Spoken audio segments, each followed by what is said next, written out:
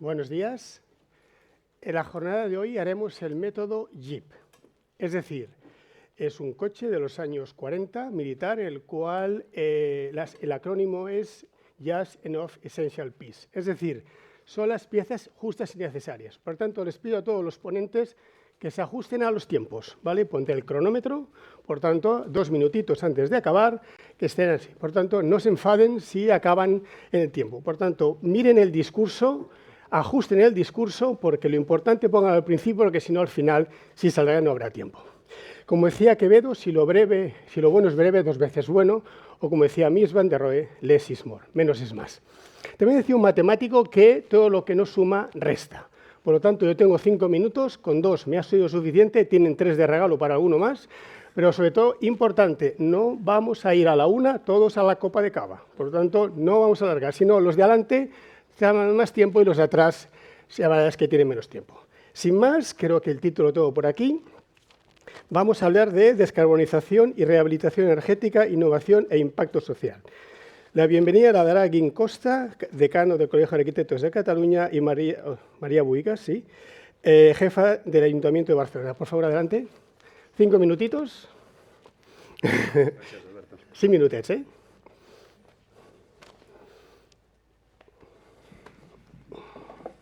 Bon dia a tots. Des del Col·legi d'Arquitectes de Catalunya assumim un compromís ferm amb la lluita contra l'emergència climàtica. L'arquitectura és una disciplina clau per fer-hi front i treballa per la mitigació i per l'adaptació dels seus efectes. En aquest context, la descarbonització de l'arquitectura s'ha convertit en una de les preocupacions principals de l'actual Junta de Govern i l'hem traduït en accions concretes com és la divulgació, la formació, la creació d'eines i l'establiment d'aliances que ajudin a transformar la pràctica arquitectònica de manera sostenible i responsable. Som conscients que transformar el sector de l'edificació és fonamental per assolir la neutralitat climàtica l'any 2050, com ens demana Europa. I des del Col·legi d'Arquitectes volem participar activament en aquest canvi al costat de tots els agents implicats, i és que des dels projectes és on podem fer un impacte important. Amb aquest objectiu vam impulsar l'any 2022 el projecte Descarbonitzant l'Arquitectura, juntament amb l'agrupació AUS, l'Arquitectura i Sostenibilitat, i en col·laboració amb el CESCAE i el Consell Europeu des Arquitectes. Des d'aleshores, el projecte ha crescut i ha anat consolidant-se a través de diverses accions destacades, amb 3 jornades anuals de gran format i amb 3 microjornades tècniques, dedicades a temàtiques específiques que han esdevingut un espai de trobada per a la reflexió col·lectiva i la presentació de bones pràctiques en descarbonització. També hem participat en el programa Revolució 4.0 de Catalunya Ràdio, arribant a 110.000 oients, i hem establert col·laboracions amb entitats com la Fundació Naturgy i el grup Impulsor, reforçant l'impacte en el sector. El proper 21 d'octubre celebrarem la 4ª edició de la jornada Descarbonitzant l'Arquitectura, que en aquest cas estarà centrada en casos pràctics i noves formes de fer i executar-se. També tindrà lloc una taula rodona el 2 de juny sobre la iniciativa House Europe en col·laboració amb l'Ajuntament de Barcelona a través de la Fundació Mies. L'objectiu del projecte és seguir sensibilitzant i formant els arquitectes per avançar cap a una arquitectura eficient i compromesa amb els reptes ambientals i socials actuals, veient la descarbonització com una oportunitat de transformació. Així, gràcies a tothom que ha fet possible aquesta iniciativa, gràcies a Naturgy i moltes gràcies a tots. Espero que gaudiu la jornada.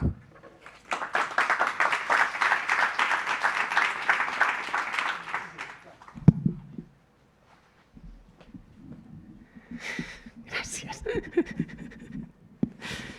Bé, bon dia a tothom. Primer de tot, agrair la invitació per poder obrir l'acte d'avui, una jornada sobre descarbonització en l'arquitectura. Jo, com a representant de l'Ajuntament de Barcelona, és evident el compromís, diguem-ne, a les institucions públiques perquè aquest repte ens toca a tots, ens interpel·la a tots i nosaltres hem de, com deia l'Alberto, fer més amb menys. Nosaltres, i la meva responsabilitat és seguir posant projectes de transformació en una ciutat, que jo moltes vegades començo les meves presentacions amb una fotografia aèria de Barcelona perquè ningú es porti a engany. Jo ja tinc el tablero de joc, està aquí, ja està fet, majoritàriament, ja existeix, són arquitectures ja construïdes, perquè de vegades algú es pensa que té un full en blanc. No, jo no tinc un full en blanc, vinc amb les cartes marcades, però és evident que és un full que ja està fet, però que l'hem de seguir adaptant. L'hem d'adaptar i l'haurem de seguir adaptant a noves condicions de vida, perquè els models de vida canvien i són dinàmics, a noves condicions climàtiques, perquè ens hem d'adaptar en una ciutat construïda a les noves condicions, i ara podem dir que estem quasi al juny i encara tenim un clima benèvol aquest any, però ja veurem el que durarà i, per tant, tenim condicions que també hem d'adaptar. Hem de seguir reurbanitzant i hem d'escalar la rehabilitació. La rehabilitació ha de passar de ser marginal en les ciutats consolidades a ser el principal o la principal manera de construir ciutat. I tot això ho hem de fer plegats entre el sector, les empreses i les administracions, facilitant, adaptant, evidentment, legislacions, regulacions, normatives, que això sempre acaba apareixent en algun moment en aquestes jornades, facilitant les subvencions i els recursos que ajudin a impulsar aquesta qüestió que, com deia abans, ens interpel·la a tots, i també sent exemple, posant-nos al davant i liderant aquest canvi.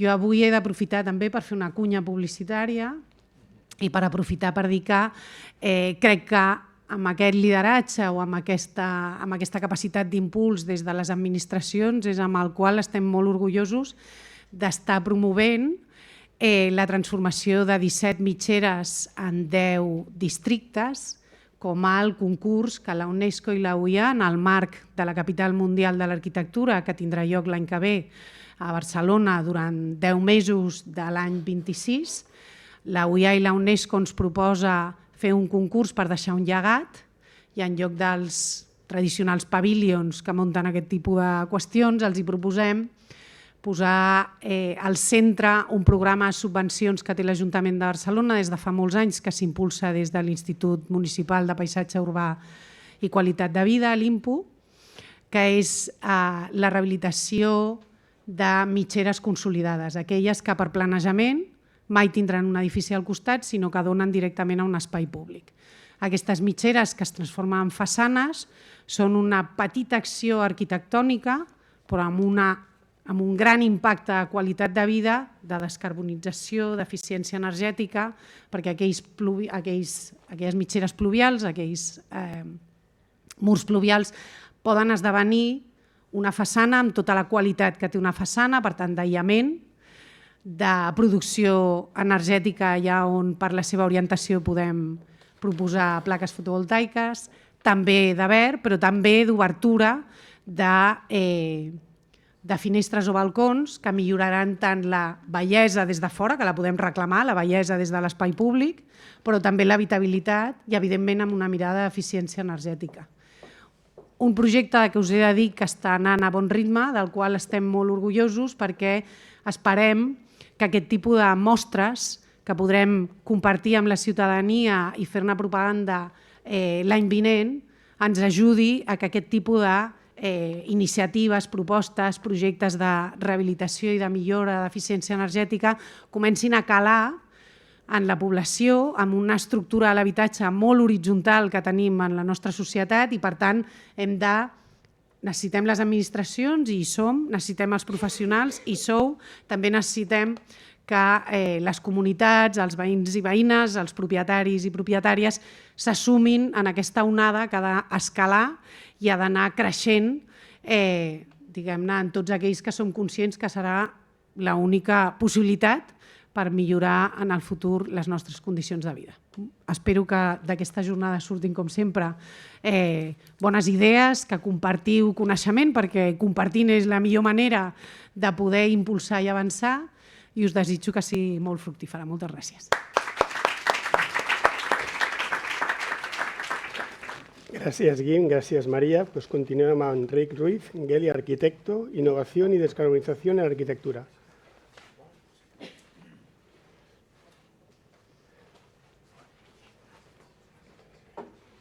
Perfecte, Enric. 30 minutets.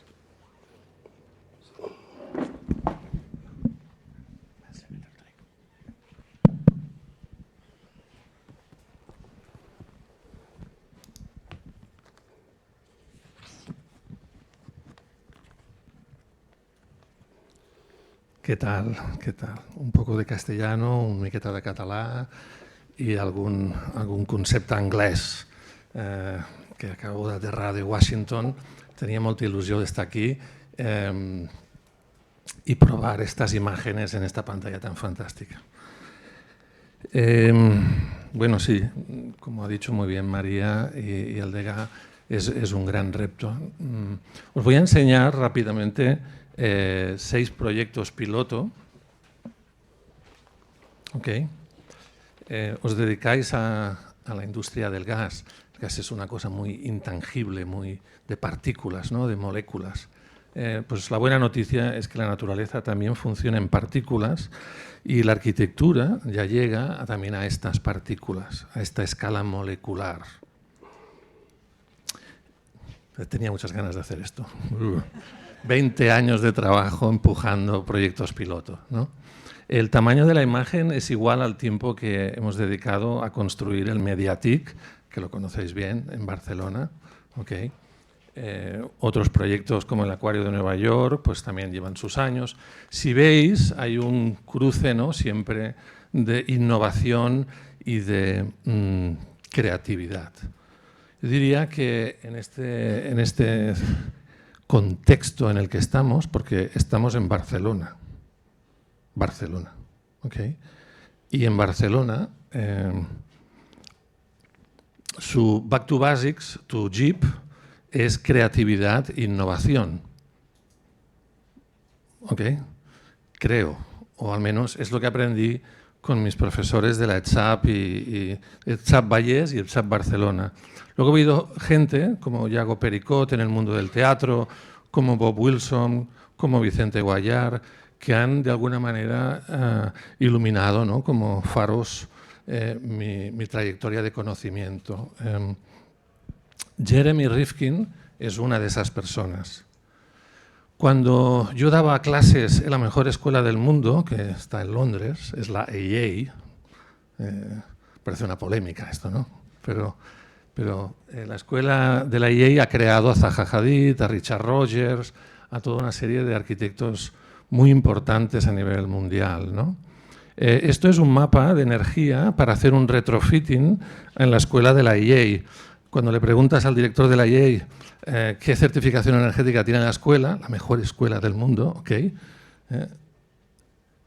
Creo que era F.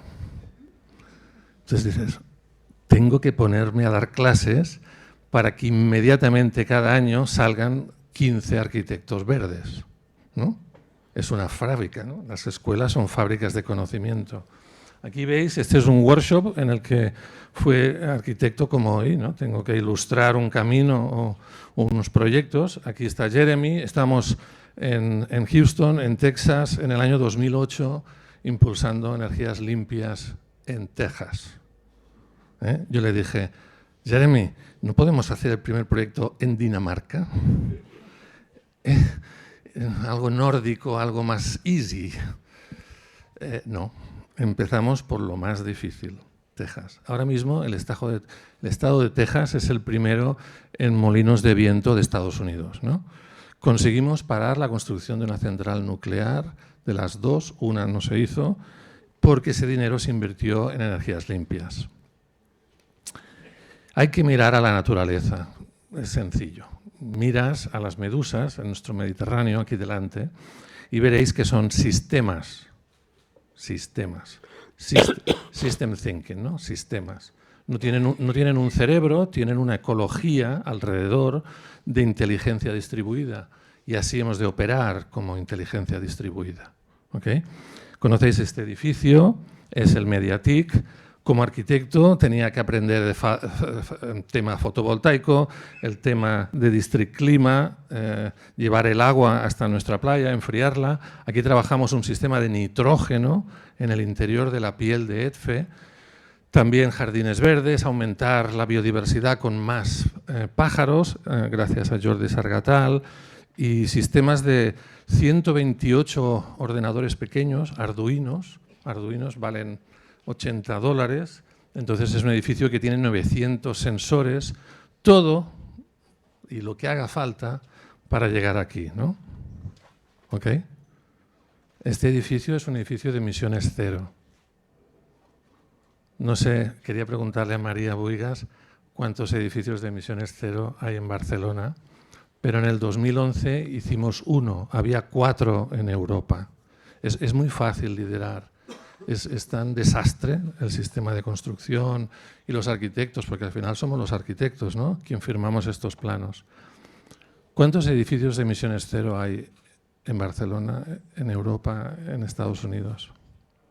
¿No? Primera pregunta. Hay un poco de homework en el simposium, no es solo lecturing. Bueno, este es el edificio, nos dieron el mejor premio de edificio del mundo en el 2011 y bueno, ahí está, sigue siendo el edificio con más premios de Barcelona y me sabe mal porque me gusta ser pionero, pero no me gusta ser único.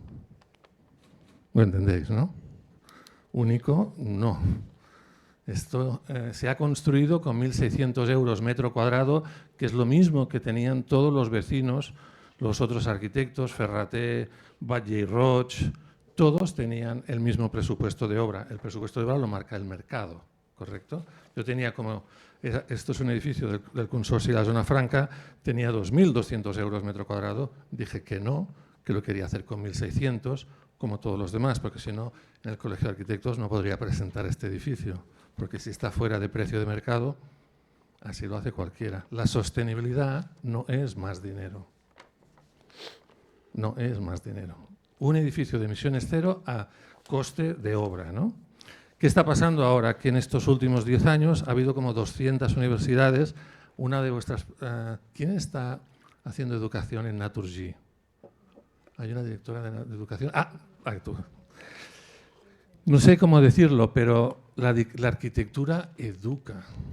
El built environment es la mejor escuela. Hacemos workshops con niños que pasan por este vestíbulo y todos preguntan, ¿no? Tenemos una sociedad muy inteligente, pero les tenemos que inspirar con entornos de alta creatividad e innovación, ¿no? Hablando de innovación, casi nos sale bien la escala. Iba a hacer esto yo hoy, iba a ponerme aquí. Habéis visto 12 años después qué ha pasado con mi pelo, ¿no? Los kilos y todo, ¿ok? No se está grabando, me han prometido que no se grababa la conferencia. Yo no sé.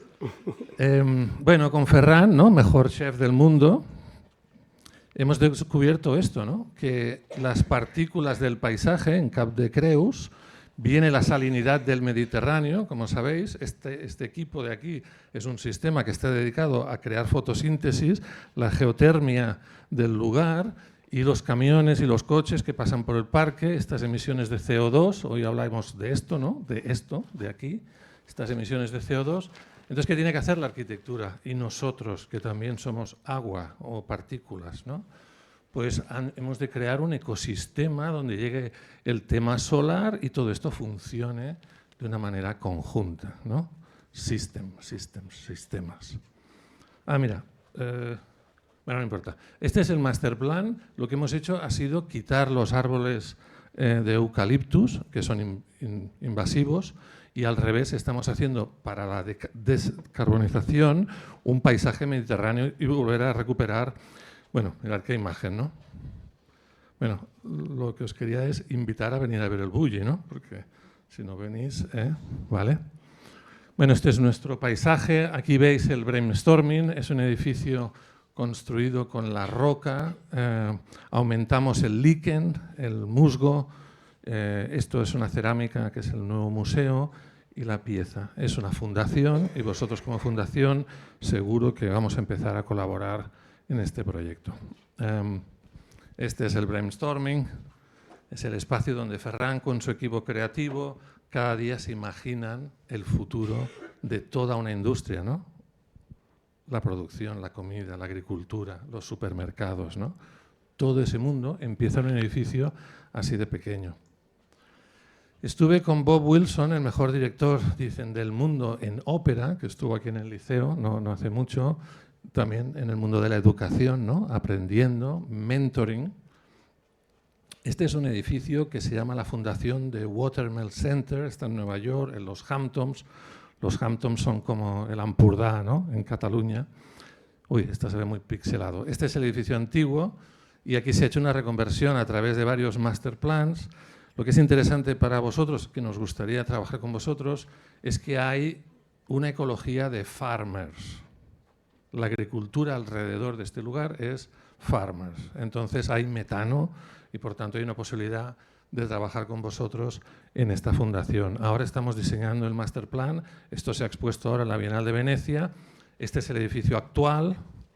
Una imagen de dron, es un paisaje brutal, pero en los Hamptons siempre ha habido, pues eso, los cultivos de patatas, esa agricultura, ¿no?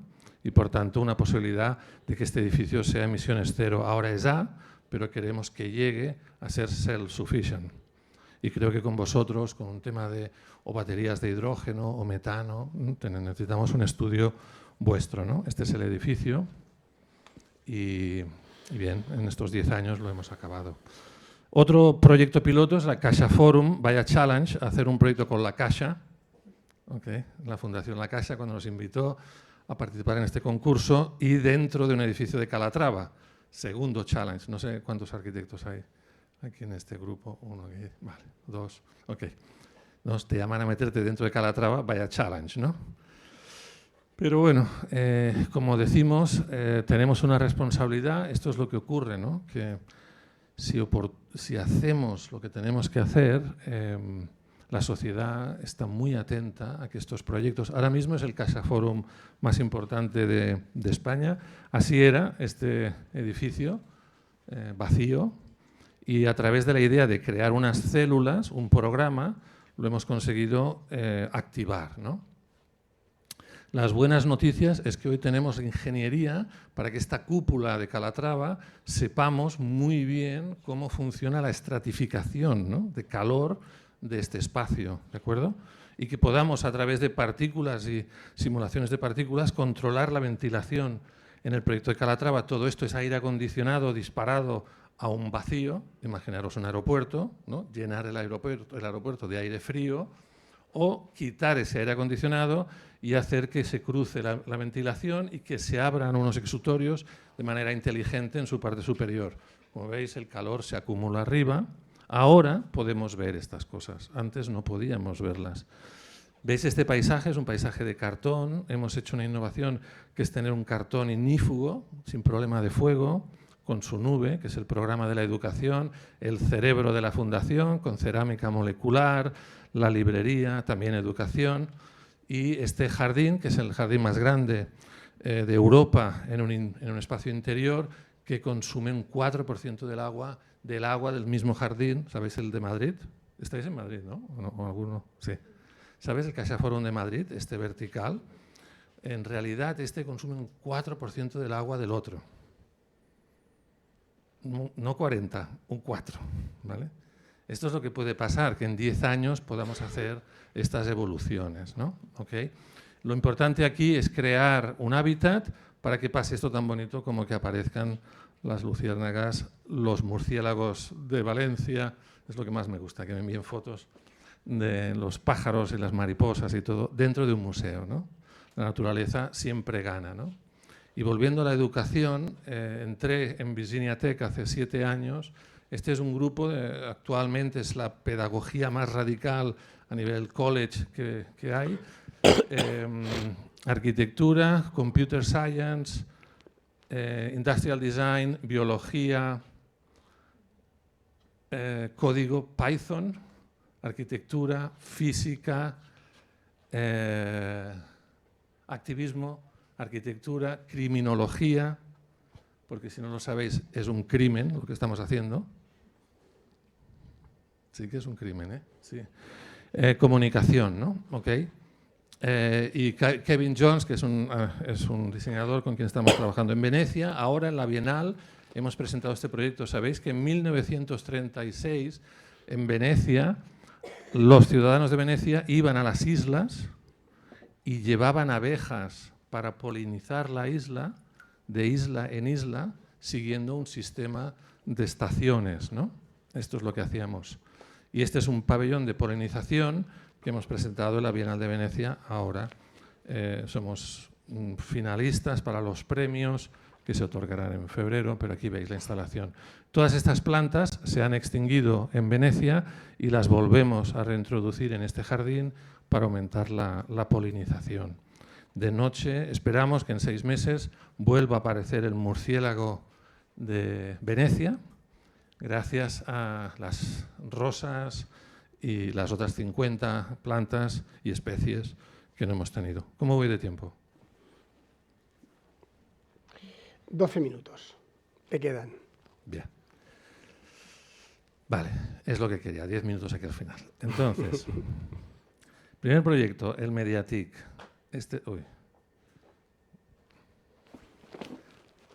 Me dices a quién le regalo 2 minutos, que me ha gustado mucho eso del regalo. Este es el Mediatic, este es el libro. Aquí tenéis absolutamente todo. Fórmulas, sistemas, código, precios, economía de innovación, las 6 patentes propias del edificio público, todo. Como hemos dicho, ¿no? Compartir conocimiento, ¿vale? Este proyecto, en esta situación en la que estamos ahora, creo que ha de dejar muy claro la fuerza de un sistema, ¿no? Pensar en sistemas, ¿no? System thinking, ¿vale? Del The Watermill Center, esta simbiosis con los vecinos para hacer metano por los farmers, ¿no? De los Hamptons. ¿Sí? ¿Se ha entendido esto? La visualización de las partículas, por tanto, vuestro material, el gas, es fundamental para nuestros sistemas. Y, por tanto, este es el proyecto de Figueras, ¿vale? Figueras, conocéis Figueras, en Cataluña, a unas 2 horas de Barcelona, en ciudad que acogió al Museo de Salvador Dalí, ¿no? En su momento. Pues bueno, ¿qué ocurre ahora en Cataluña, ¿no? Es una de las regiones de España más potentes en la creación de arquitectura, diríamos, ¿no? Es una de los espacios más creativos y de innovación. Pero ¿qué hacemos los arquitectos con estos archivos? Lo digo aquí en el Colegio de Arquitectos. ¿Qué hacemos con estos archivos, con estas imágenes, con estas maquetas, con estos prototipos? Bien, lo cedemos al Museo Nacional d'Art de Cataluña, al MENAC, o lo cedemos aquí al COAC. Esto lo puede hacer Bohigas, bueno, Macay, no sé, algunos despachos, ¿no? Pero si hay 2.000 arquitectos funcionando y operativos en Cataluña, no pueden hacer esto, ¿no? Entonces, lo que proponemos, y el COAC también está en esta línea, es que el Ayuntamiento de Figueras cede un terreno, que ya lo ha calificado como equipamiento público, y nosotros diseñamos como parte del archivo, y yo, personalmente yo, cedo el archivo de estos 25 años. Esta primera imagen, ¿ok?, la cedo no al MoMA, que ya tengo obra en el MoMA, y no al CCA, que también tengo obra, los 2 archivos más importantes, o el Pompidou, que también tengo obra allí, sino que el 80% de mi archivo estará ubicado en Figueras. ¿Okay? Esto lo que necesita es un edificio, y si este edificio lo hacemos juntos, con vuestra fundación y nuestra fundación, podremos articular una descarbonización, ¿no? Un proyecto piloto en este sentido, y este es el reto, esta es la invitación, ¿okay? a trabajar juntos en esta línea. Muchas gracias. Perfecto.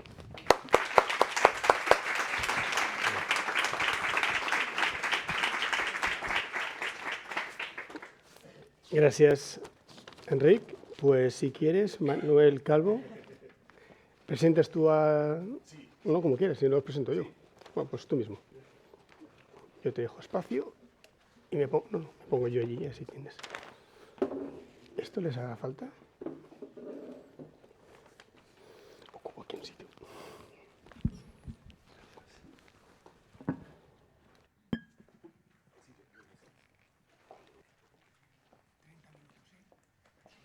No, los de Enric son nuestros, ¿no? Ah, perdón,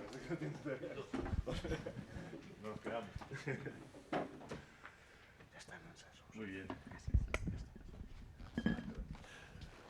Bueno, muchas gracias, Alberto, y muchas gracias al COAC. Bueno, esta sesión que empezamos ahora está llena de retos.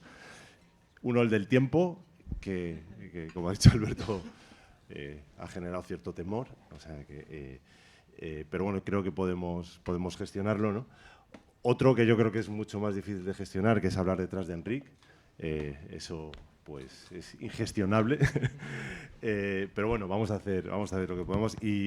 Y bueno, y los retos que realmente aquí venimos a afrontar, que también son igualmente complejos, ¿no? En estas sesiones queremos, de alguna manera, afrontar varios aspectos que son realmente relevantes para el bienestar y para el desarrollo de la sociedad.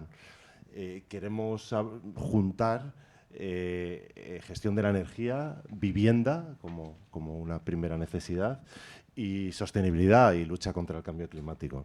Tres aspectos absolutamente que cada uno de ellos podría ser, bueno, son un mundo en sí mismo, pero como decía Enric, la aproximación tiene que ser sistémica, no todo está interconectado de una manera cada vez más intensa.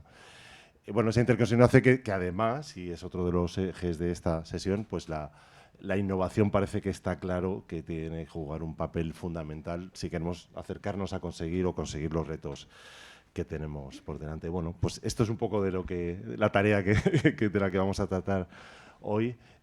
Y como no puede ser de otra manera, pues para poder hablar de todo esto, pues necesitamos hacerlo desde el conocimiento, ¿no? Y con los verdaderos expertos, ¿no? Y así es lo que hoy tenemos aquí con nosotros. Para hablar de esto contamos con Marta Martínez.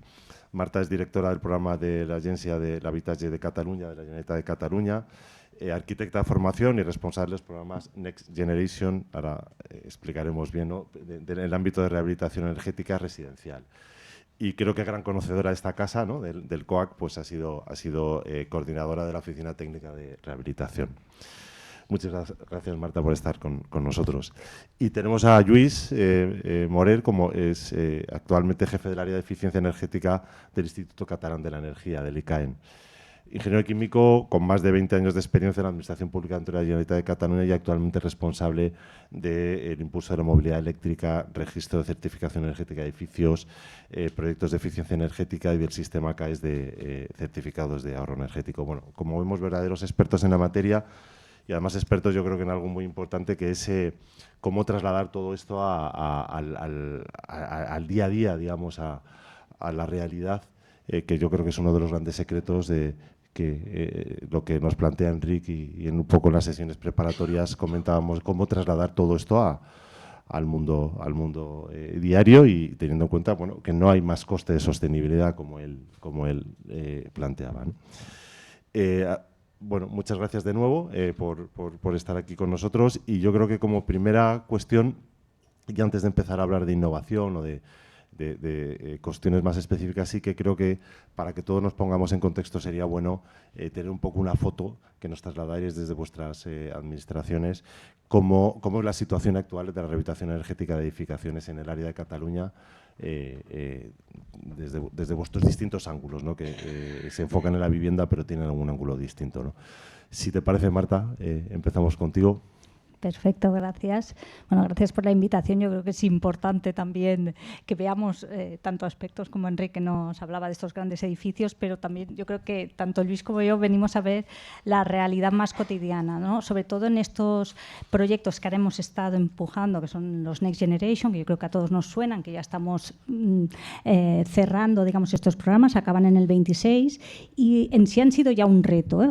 Porque sí que había todo el tema de subvenciones enfocadas a la rehabilitación, pero esta vez los Next Generation han ido muy enfocados a rehabilitación energética. Entonces, aquí yo creo que estando ya pasado el Ecuador podemos hablar de grandes aprendizajes que nos hemos encontrado y sobre todo de un reto que ha costado mucho llevar adelante, porque para que os hagáis una idea, hablamos de que en este programa estábamos aumentando por 10 la dotación económica destinada a rehabilitación energética de los últimos años que había. O sea, la dotación para Cataluña, en concreto para residencial, o sea, en los programas que llevo yo, a diferencia de Lluís, que os hablará más de la parte de energía, pero los míos, que es eficiencia energética para residencial, y ojo, ¿qué significa? comunidades de propietarios, porque el propietario en Cataluña, en todo el Estado español, pero sí que la mayoría, estamos hablando de estas comunidades de propietarios, no hay grandes tenedores que tengan edificios, que podríamos hablar de propietarios únicos de edificios, pero la mayoría siempre son enfocados a comunidades de propietarios. Entonces aquí es donde nos encontramos los retos reales, ¿no? Toda la parte que desde un ámbito más técnico los arquitectos pues sabemos cómo llevarlo a cabo y qué tipo de rehabilitación es la que necesita pues el edificio y tal, y podemos hablar más de qué sistemas nos darán unos resultados más o menos adecuados y reduciremos más o menos energía, pero ojo con esa parte más humana, más social, de cómo empujar un proyecto de rehabilitación en lo que es una comunidad de propietarios, que los tempos son distintos, que hablamos de juntas de comunidad, que hablamos de coeficientes de votos para llevar adelante o no, que hablamos también de, aunque haya ayudas, que son las subvenciones que desde la Generalitat pues, se han podido dar, hay esa parte que no cubre la subvención, por tanto, cómo resolvemos esos temas y más, y añado un extra que sería zonas vulnerables, ¿no? O edificios que tengan una componente de vulnerabilidad que entonces ya aquí, como os podéis imaginar, se complica aún más. Entonces, así a nivel resumen, podríamos decir que el primer componente, ya lo veis también, es los tiempos, lo mismo que nos pasa en la jornada, pues en cuanto a esto, a llevar adelante estos proyectos de rehabilitación. O sea, los tiempos son largos, son proyectos en que hasta que se ha llegado a una toma de decisión para sacar adelante la obra, la actuación, ya estamos hablando de 1 año y medio, 2 años, 2 años y medio, en el que podríamos decir que ahí ha habido un proyecto, que ha habido unos presupuestos, que ha habido unas tomas de decisiones, la comunidad que se ha intentado resolver la parte financiera, pero hasta que realmente, eficientemente, ya entramos en lo que es, podríamos decir, la actuación en sí, pues hablamos de esto, de 1 año y medio, 2 años para dar comienzo. Entonces, aquí hablamos de unos tiempos muy largos y también otros temas que nos encontramos es básicamente que para los Next Generation, como os decía, la componente energética era lo que primaba, era lo que te marcaba los requisitos para poder recibir la subvención, y podemos decir que la sociedad hasta la fecha pues quizá nos faltaba aún activar esa demanda con esa componente energética, ¿no? O sea, lo primero cuando salieron los Next Generation era pero entran actuaciones de accesibilidad, puedo colocar el ascensor.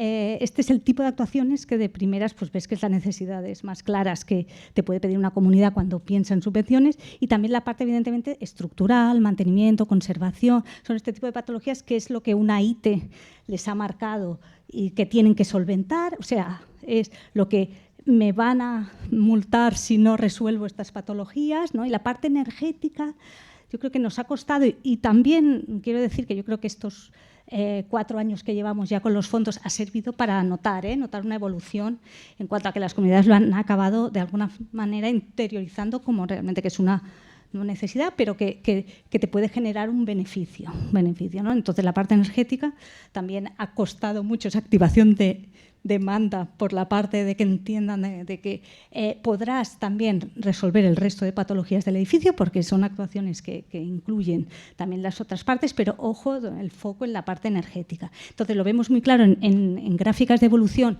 como en el 22, 23, apenas había demanda por 2 temas, porque no se entendía esa necesidad por una parte y también por lo que os digo de la toma de decisiones que era larga. Y este final del 24 y este primer trimestre del 25 que ha sido cuando hemos tenido realmente pues, el boom de demanda que nos hace prever pues, sí, ¿no? Que la sociedad ha hecho un poco ese cambio de chip hacia lo que le viene, ¿no? También la Directiva Europea de Eficiencia Energética yo creo que ha ayudado el ver pues, que quieras o no nos vamos a ver todos obligados a ir hacia aquí. Y una tercera componente más es lo que os decía al inicio del importe. O sea, claro, estábamos hablando de multiplicar por 10. A la práctica hemos visto con cifras que estaríamos multiplicando por 12 lo que es la rehabilitación energética que teníamos a la praxis anualmente, eso es una barbaridad. Una barbaridad por varios temas, también por saturación del mercado y de los profesionales que necesitamos, que ahora es el reto, ahora las obras están en marcha, entonces veremos si por tiempos, porque también tenemos marcados por Europa pues el límite del 30 de junio, el 26, todas las obras acabadas, ahora se ha acumulado todo, estamos pasando de aproximadamente números grandes, 1.000 viviendas rehabilitadas anualmente, a concentrar, y sobre todo las actuaciones en este último año y medio, pero bueno, podríamos decir, a concentrar en 3 años más de 30.000 viviendas que serán rehabilitadas energéticamente. Yo creo que estos son, podríamos decir, si finalmente acaban las actuaciones hechas, podemos decir que es un buen primer ejercicio de impulso a la rehabilitación energética gracias a los fondos Next Generation, que nos gustarán más o menos, pero hemos conseguido hacer una escala distinta a lo que teníamos hasta ahora, que yo creo que esto es interesante. Muchas gracias, Marta. Mencionas algunas cosas, yo creo que algunas de ellas hablaremos después. La necesidad de profesionales en el ámbito ya de la pura rehabilitación también es un punto muy crítico. Al final, como veníamos comentando estos días anteriores, estamos intentando poner de acuerdo a propietarios, a inquilinos, a arquitectos, a empresas energéticas, a entidades financieras, a constructores, y como alguno de estos eslabones se rompa, pues no va a pasar, probablemente no va a pasar, no es todo muy complejo. Casi te diría, Luis, por alusiones, ¿no? En la parte de rehabilitación energética desde el ICAEN, ¿cómo veis la situación a día de hoy? Muy bien, pues vamos a complementar un poco lo que ha dicho Marta. Y a mí siempre me gusta, o pienso que es necesario que si vamos a iniciar un camino, hemos de saber por qué y hacia dónde vamos, ¿no? Y un poco es tener claro la descarbonización, que a veces estamos tan metidos en las trincheras que es dónde nace todo esto, ¿no? Con el cambio climático estamos en una situación con un continente con unas dificultades que no tiene energía, que estamos sufriendo ya sus primeros efectos y resulta que tenemos un consumo energético por combustibles fósiles muy alto. En el caso de los edificios son el 30% del consumo y aproximadamente el 25% del consumo de combustibles fósiles es en este sector. Y por lo tanto es aquí donde la Unión Europea, siempre digo que piensa lo fácil. Si no tengo combustibles fósiles y tecnológicamente sabemos que los edificios pueden funcionar con energía renovable y eficiencia energética, ¿por qué comprar combustibles fósiles fuera si no son necesarios? Entonces, un poco aquí es donde nacen todas las directivas y es donde nos encontramos con este reto, que es un reto importante, pero que se puede hacer. Y por lo tanto tenemos dificultades. Hemos perdido quizá algunas oportunidades recientemente, pero un poco es cómo afrontamos los profesionales los retos que nos vienen, porque aún tenemos tiempo y es cómo conseguimos conseguirlo. La fecha o los datos mínimos posibles para comprender la situación, para mí sería que el 62% de los edificios son construidos o están construidos antes de 1980, que es la fecha un poco que nos ponemos siempre desde cuando empieza la normativa de eficiencia energética o de aislamiento en la vivienda. Muchas veces cuando hablo con otros técnicos en otros foros, claro, 1980 es la primera normativa donde creo que el aislamiento era más pequeño que el dedo pequeño de mi mano y por lo tanto es cuando hay la primera, no sabemos muy bien hasta qué punto se cumplía y quizá donde deberíamos poner la fecha real es en el 2006, que es cuando empieza el código técnico de la edificación. Pero entonces este 62% ya se va a unas cifras muy altas. Por lo tanto, el volumen de edificios antiguos, ineficientes que tenemos es muy elevado. Y lo que nos están pidiendo es cómo vamos a descarbonizar, cómo vamos a sacar esta carbonización de estos edificios.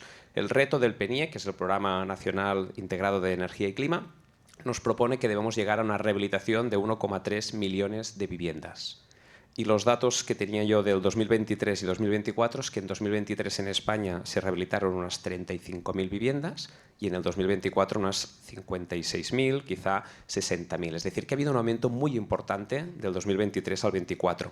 Pero para llegar al reto que nos ponía el PNIEC deberíamos estar rehabilitando a día de hoy unas 80.000 al año y hemos de llegar a la cifra de 300.000 al año. Es decir, sabemos que hemos de rehabilitar, sabemos por qué queremos llegar allí, sabemos cómo hacer estas rehabilitaciones, hemos puesto mucho presupuesto encima de la mesa para activar estas rehabilitaciones, ha tenido un efecto, pero los Next Generation ya está, se han terminado. Entonces va a bajar otra vez la rehabilitación a niveles que no son deseables y cómo lo hacemos para conseguir esta rehabilitación que queremos en el sector de la vivienda?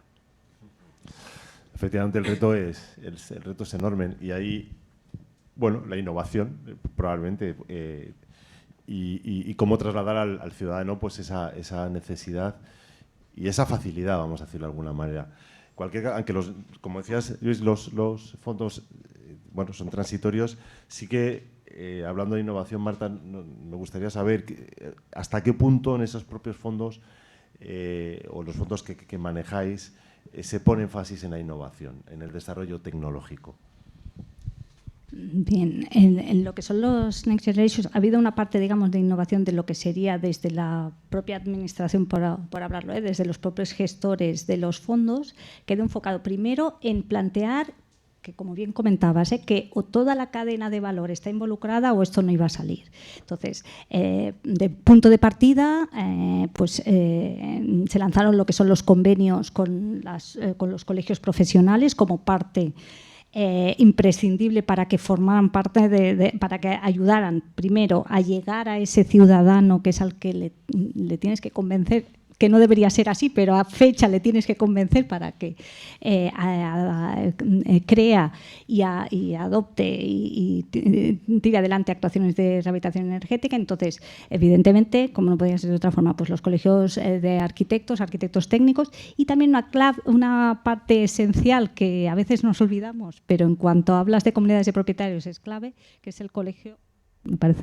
Colegio de Administradores de Fincas, que también se unió a lo que era todo el tema de gestión, entonces, que es lo que le llamamos las OTRs, Oficinas Técnicas de Rehabilitación, como impulsores y de alguna manera prescriptores de lo que serían los fondos y también, evidentemente, como gestores de los propios fondos y los proyectos y demás.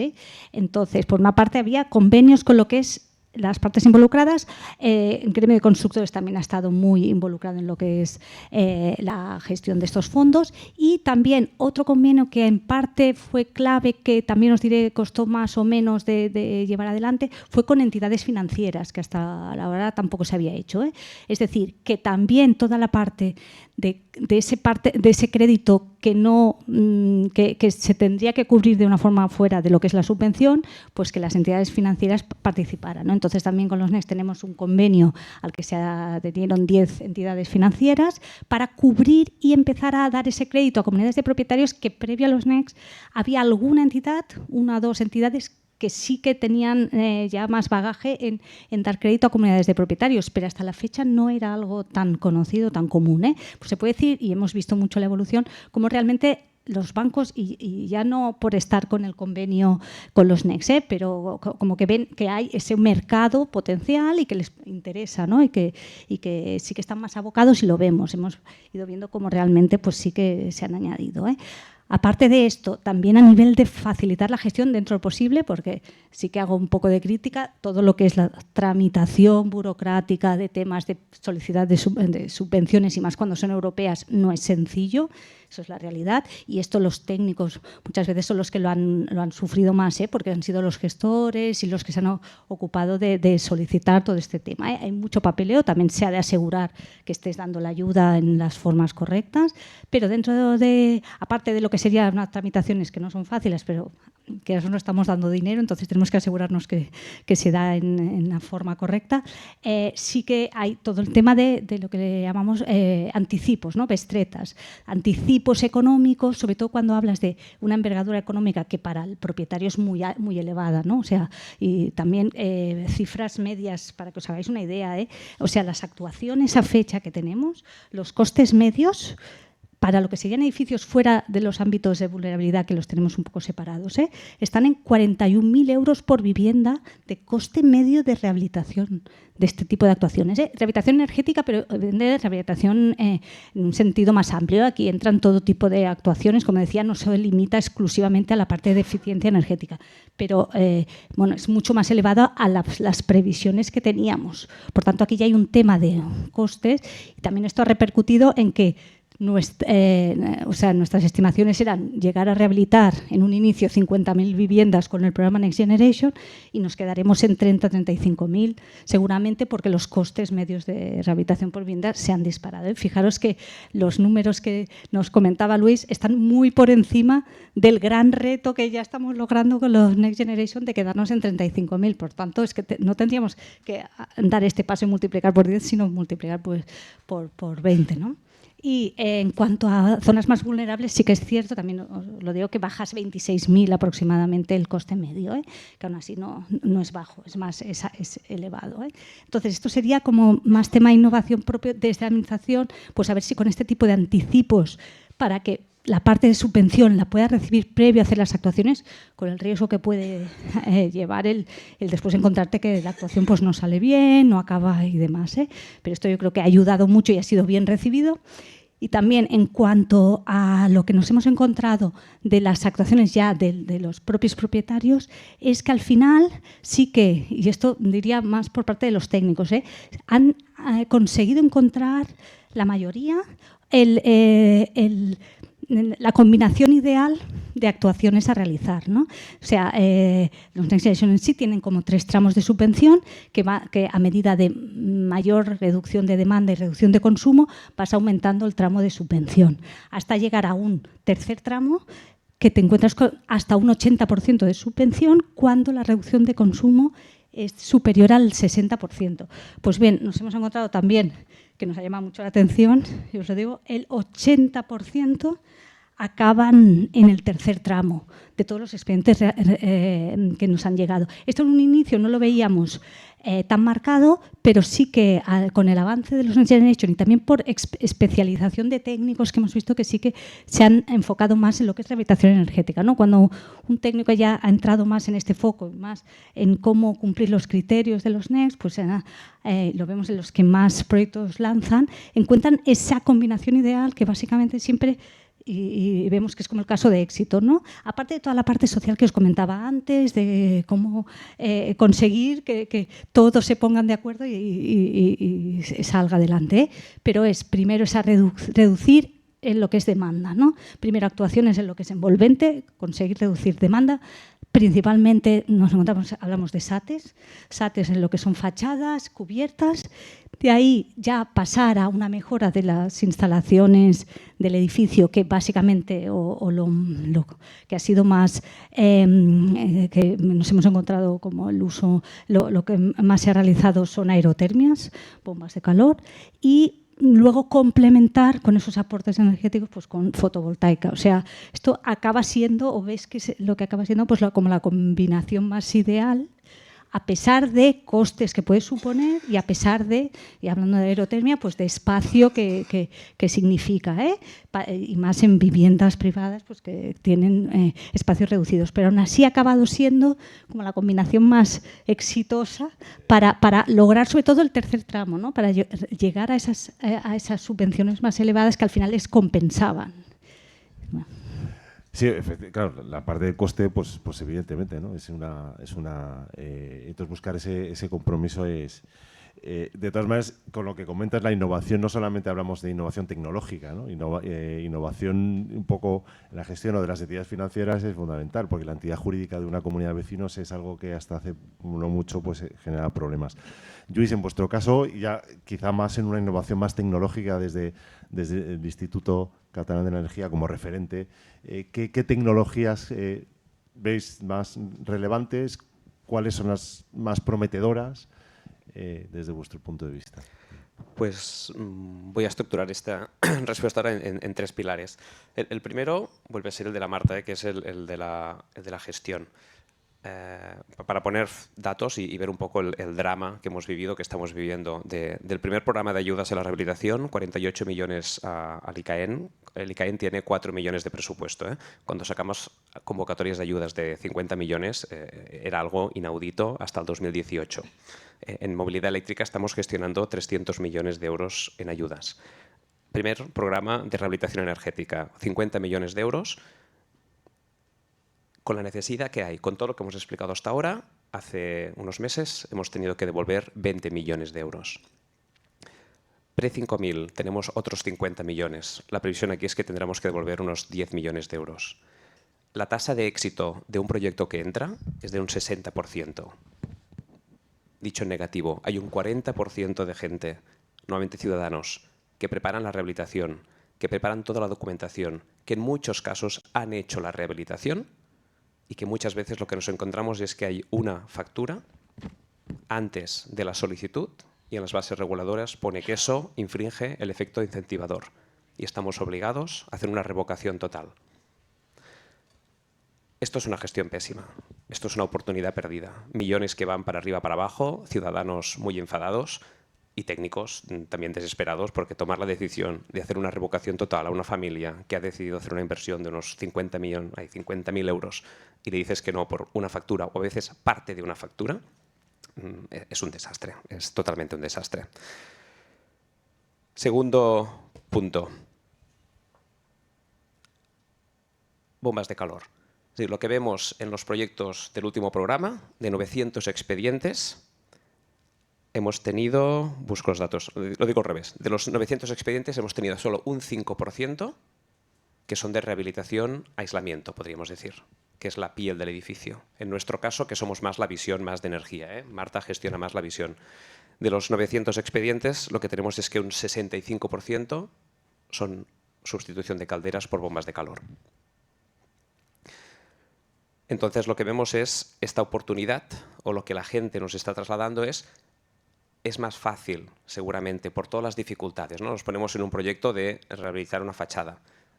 Lo que hemos dicho, comunidad de propietarios tiene que ponerse de acuerdo. Tenemos que hablar con el administrador de fincas. Hay un constructor, hay unos permisos, hay un presupuesto. Hemos de hacer unas derramas. Todo esto puedes hacer una suma y cualquier barrera que aparezca muchas veces te compromete todo el proyecto. Cambiar una instalación que muchas veces en Cataluña es tuya y es individual, es saco una y pongo otra. Y aquí es mucho más fácil. Fácil, pero lo hace muy poca gente, como hemos dicho en los datos de antes. Y aquí un poco esta bomba de calor tiene un punto o dos innovaciones, que son lo que me gustaría comentar hoy, que un poco lo que estamos viendo es la hibridación. Es decir, no hace falta cambiar la caldera, sino lo que puedes hacer, o lo que estamos viendo que se podría hacer en muchas viviendas con falta de espacio, dificultades económicas para hacer estas inversiones. Una bomba de calor, nos hemos de situar, es una inversión de entre 10.000 y 15.000 euros, donde estamos dando una ayuda de un 40%, es decir, unos 9.000 euros. Una caldera muy buena a día de hoy te vale entre 2.500 y 3.000 euros. Cuando alguien tiene que cambiar una caldera porque se le estropea, la decisión es más de lo mismo, 2.500 o 3.000, o hago un cambio entero de la instalación y me voy a los 15.000 euros.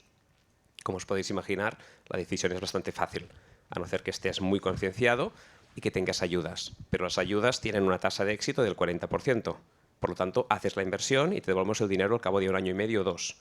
Y te devolvemos 9.000 euros de 15.000. Es muy difícil. Y encima, muchas veces, pues no tengo espacio. Una bomba de calor no tiene la dimensión de una caldera. Es como una nevera. ¿Dónde metemos dos neveras? En la gran mayoría de cocinas o donde queráis de los edificios construidos a día de hoy. Pues entonces lo que está empezando a aparecer es una hibridación, que es poner una bomba de calor muy pequeña, sin depósito de inercia porque ocupe muy poco espacio, que lo que hace es cubrir las necesidades de calefacción, que es una de las principales. Y las puntas y el ACS continúa haciéndolo la caldera. Con esto la bomba de calor cubre el 80% de la energía de las viviendas y un 20% lo dejamos al combustible fósil, pero solo para el ACS, que es mucho menor. Esta sería una innovación que estamos empezando a ver y que pensamos que deberá existir, porque cambiar todas las calderas por bombas de calor va a ser muy difícil por espacio, por muchos problemas y por precio, espacio. Entonces esta hibridación nos está gustando mucho. Y el otro aúna los dos puntos anteriores, que es el sistema CAES, que en muchos foros los conocéis muchísimo, pero el sistema CAES es un sistema donde las comercializadoras están obligadas por ley a generar unos ahorros. Hasta ahora nos daban dinero para que nosotros sacáramos subvenciones. Como ya he dicho, somos malísimos sacando subvenciones. Por lo tanto, lo que ha dicho el Ministerio es decir, en lugar de hacer nosotros subvenciones, quizás mejor que ellos nos traigan los ahorros. Y entonces las comercializadoras, por ahorros, se ahorran de hacer unas inversiones a unos fondos y les sale muy a cuenta. Por Por lo tanto, lo que estamos viendo es que en todos los proyectos que nos han entrado del sistema CAES, el ciudadano firmando un papel que pone te cedo mis ahorros, nada más. No todo el papeleo que estamos pidiendo ahora de Next Generation, que es para hundir a una familia. El profesional que se queda esto, automáticamente vemos que le está dando 2.000, 2.500 euros por esta bomba de calor. Por lo tanto, es muy sencillo. Por lo tanto, vemos esta mejora de quizá hibridaciones de bombas de calor, porque es la tecnología que encaja muy bien con la fotovoltaica y es la tecnología que nos va hacia una descarbonización práctica de este sector. No digo, es decir, estoy puntualizando esto, las rehabilitaciones de ventanas, fachada, tienen que continuar existiendo, tienen que estar allí. Las mismas que hasta ahora o muchas más. Pero esto llevamos muchos años picando piedra y nos está costando mucho incrementar. Por lo tanto, quizás es más fácil, por los datos que tenemos nosotros, incrementar las instalaciones sin dejar lo otro o buscando soluciones por lo otro. Pero sea como sea, hemos de avanzar, que el tiempo se acaba hasta el 2050. Se acaba, 2 minutos. Pues entonces me he quedado sin la pregunta que iba a hacer. No, iba a decir que, un poco hilando con lo que decía Enrique, antes a lo mejor el biometano generado a través de con los farmers y demás puede apoyar también en cierta medida. Sí, sí, esto es renovable. Todas las calderas que funcionen con esto nos ahorran o ahorrarán a quien lo pueda acceder inversiones de bombas de calor o lo que sea. Esto es fantástico porque la tubería ya está, la caldera ya está y sí, sí. Bueno, os voy a dejar el gran reto a vosotros ahora mismo porque con los 2 minutos que me acaba de decir Alberto casi os pediré una intervención final. Me parece que acumuláis una experiencia inmensamente valiosa sobre lo que pasa en la realidad, en el terreno, y si queremos hacer 1.300.000, pues hay que, como no partamos de eso. Así que os dejo ese minuto y medio para un comentario final un poco optimista, por favor, Marta. Bien, pues de forma muy, muy breve, yo creo que se ha de cambiar un poco también el paradigma de la gente, de la subvención no estará siempre allí y no se ha de partir como de sin subvención no se hace esta rehabilitación, pues porque es compleja por todos los escenarios, ¿no? Y también los NECs es cierto que ha sido un aporte económico sin precedentes hasta la fecha y no sabemos aún, que lo preguntáis también mucho, qué pasa a futuro, qué planes van a venir, vendrán, pero seguramente no con estas dotaciones económicas que hemos tenido. Es decir, que no se puede poner todo el foco en que haya subvenciones para llevar adelante estas rehabilitaciones. Por eso también me gusta lo que decía Lluís, estas nuevas formas, bien sea con CAES, bien sea, por ejemplo, con los NECs, que no lo he comentado, con temas fiscales, ¿no? O sea, los NECs han sido también los primeros que han empezado con estar exentos a nivel tributación, también a posteriori deducciones de las partes no subvencionadas. Entonces, yo creo que esto está muy bien y ojalá se pueda continuar, no está en nuestras manos, pero si así podría ser, yo creo que esto está muy bien recibido, ¿no? Que todo lo que se invierta en rehabilitación después tenga sus deducciones fiscales correspondientes y aparte ir a buscar dinero o financiación a otra parte que no sea la subvención, ¿no? Bien sea CAES o algo que también nos cuesta mucho de ver y de leer, que es lo que siempre queremos convencer a la gente diciendo tendrás unos ahorros energéticos en las facturas de luz y demás, pero que luego cuesta mucho a la práctica visualizarlo, ¿no? Yo creo que aquí también es donde deberíamos ver estas mejoras. Y yo añadiría, para complementarnos uno con el otro, la nueva directiva EPPD. Pienso que es muy importante porque aúna o insiste en los requisitos necesarios de la Unión Europea para alcanzar estos objetivos y, por lo tanto, podríamos decir que salen por primera vez casi obligaciones de rehabilitación energética de los Estados miembros. Y es lo que decíamos, que a veces sin una obligación cuesta mucho avanzar, porque podemos ir con buenas intenciones, con tecnologías, con soluciones, con esa actitud de cambio climático, pero la sociedad muchas veces lo que necesita es comodidad y o se lo ponemos fácil para hacer el cambio o costará mucho. Entonces creo que es nuestra obligación mirar cómo hacerlo fácil, cómo hacerlo cómodo y cómo poder insistir o apretar un poco para decir, hey, además es obligatorio, así que cuando se te estropee la caldera o cuando tengas la ventana rota pon una de mejor y un poco poder insistir con esta doble vertiente. Pues nada, muchas gracias a los dos y vamos a por ello. Gracias.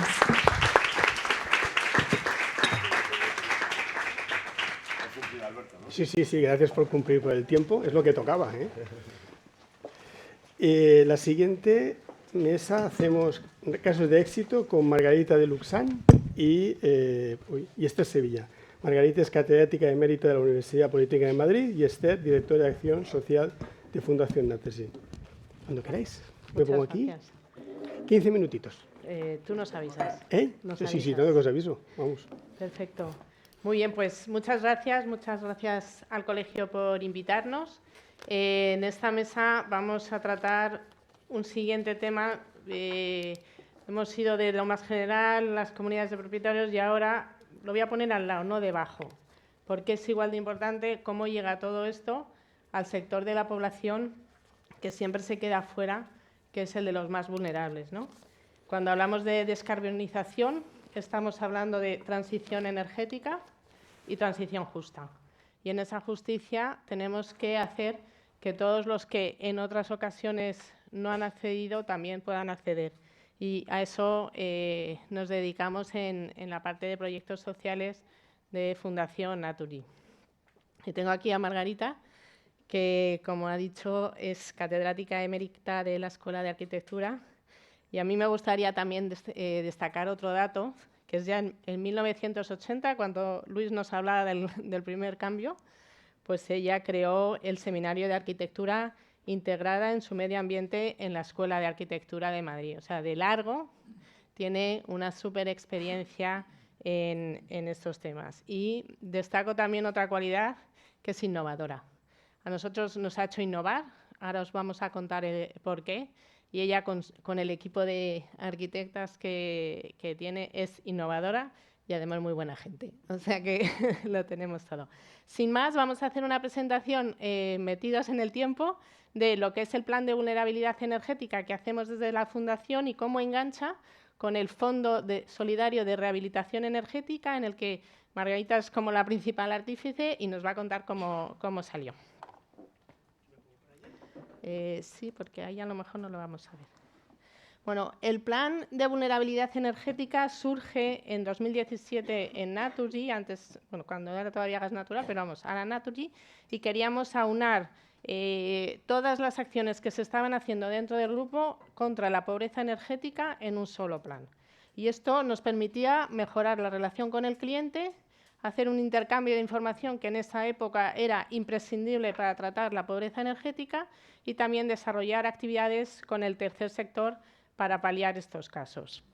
El plan tenía dos caras de la misma moneda, una serie de medidas operativas donde se hacía desde la parte de atención al cliente, sobre todo crear nuevos canales de atención a estas personas que no accedían por los canales normales, pues por una serie de características que todos os podéis imaginar, y también desarrollar la comunicación con servicios sociales de los diferentes ayuntamientos para que la atención a estas personas fuera mejor, sobre todo en temas del bono social.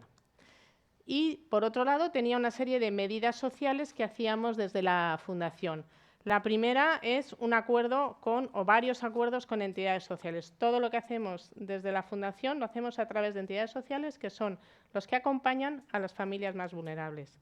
La siguiente es crear este fondo de rehabilitación energética, que lo voy a pasar más rápido porque luego vamos a incidir, que está basado en el libro que publicamos en 2018 sobre rehabilitación energética express para hogares vulnerables. Decir esto en el Colegio de Arquitectura a lo mejor salimos corriendo, Margarita, pero lo tenemos que decir, ¿vale?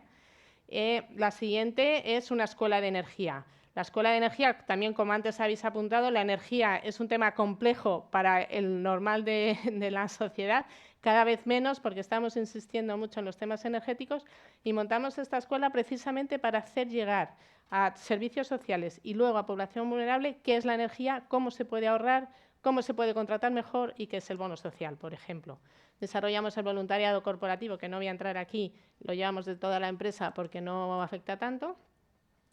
Y creamos un premio, que es el premio a la mejor iniciativa social en el ámbito energético, para unir precisamente estos dos mundos, donde muchas de las candidaturas que se presentan van en la línea de formación de profesionales del mundo de la discapacidad, del mundo de la vulnerabilidad, muy importante, y otras en el mundo de la instalación, ¿no?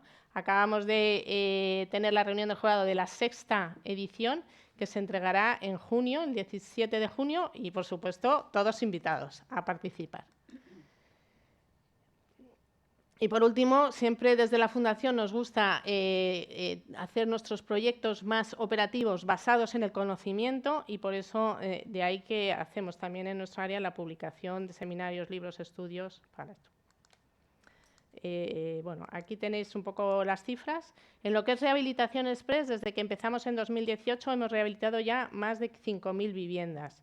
Y además, otra innovación que hemos añadido es, además de la rehabilitación, hacer llegar instalaciones fotovoltaicas, es decir, todo el mundo de las renovables, también a estos sectores, estos segmentos. Bueno, tenemos ya 23 proyectos de fotovoltaica, como veis ahí, con más de 4.600 beneficiarios. Y los hacemos con entidades sociales, o bien en bloques de vivienda de zonas vulnerables, o bien en entidades sociales que tienen estos bloques o que tienen espacios de alojamiento, de alojamiento sobre todo, un poco cogiendo ese concepto de la lucha contra la pobreza energética. Aquí tenéis todas las entidades con las que trabajamos y estas son las cuatro causas de la pobreza energética y sobre todo me voy a dedicar al fondo. El fondo surgió con un estudio que hizo Margarita y su equipo pensando en lo que nos decían antes los de la mesa anterior, ¿qué viene a costar una rehabilitación integral en una vivienda?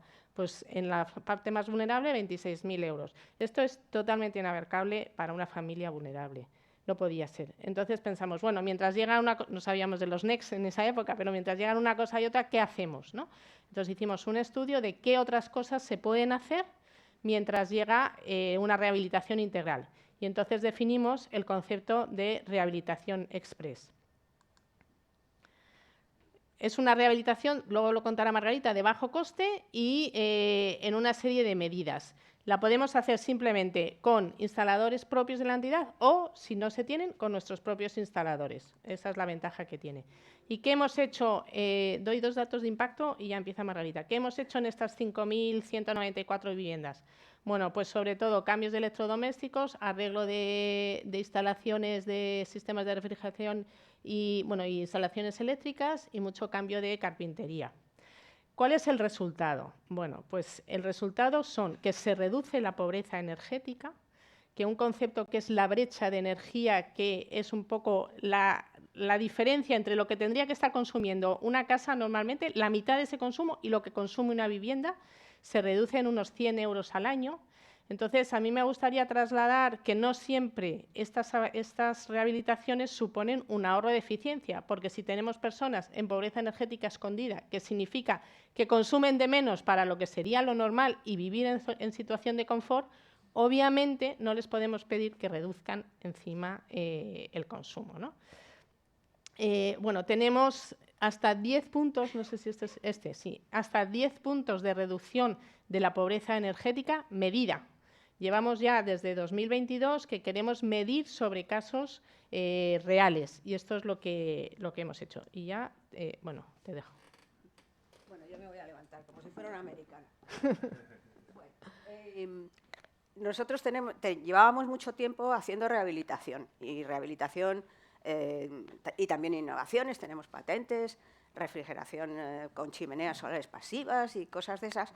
Y cuando Naturgy nos propuso hacer una propuesta para rehabilitación energética express, bueno, la llamamos así, express, porque tiene que ser una cosa rápida, porque no podemos estar esperando. La gente que no es que sea pobre, es que está en situación de pobreza energética, que es una situación muy distinta, pues no puede estar esperando y además tiene unas condiciones que no son con las que puede pedir ni Next Generation ni nada, porque resulta que no son personas que no son dueños de las viviendas. Luego, a partir de ahí ya no pueden pedir nada.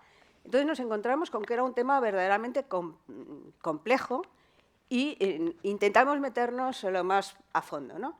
Lo que hicimos fue hacer un libro, que está colgado en la web, con las condiciones normativas, ver cómo se establecen los niveles de pobreza energética. Hicimos un análisis climáticos y estrategias pasivas para Coruña, Barcelona, Madrid y Sevilla. Escogimos 4 climas y nos los estudiamos a fondo.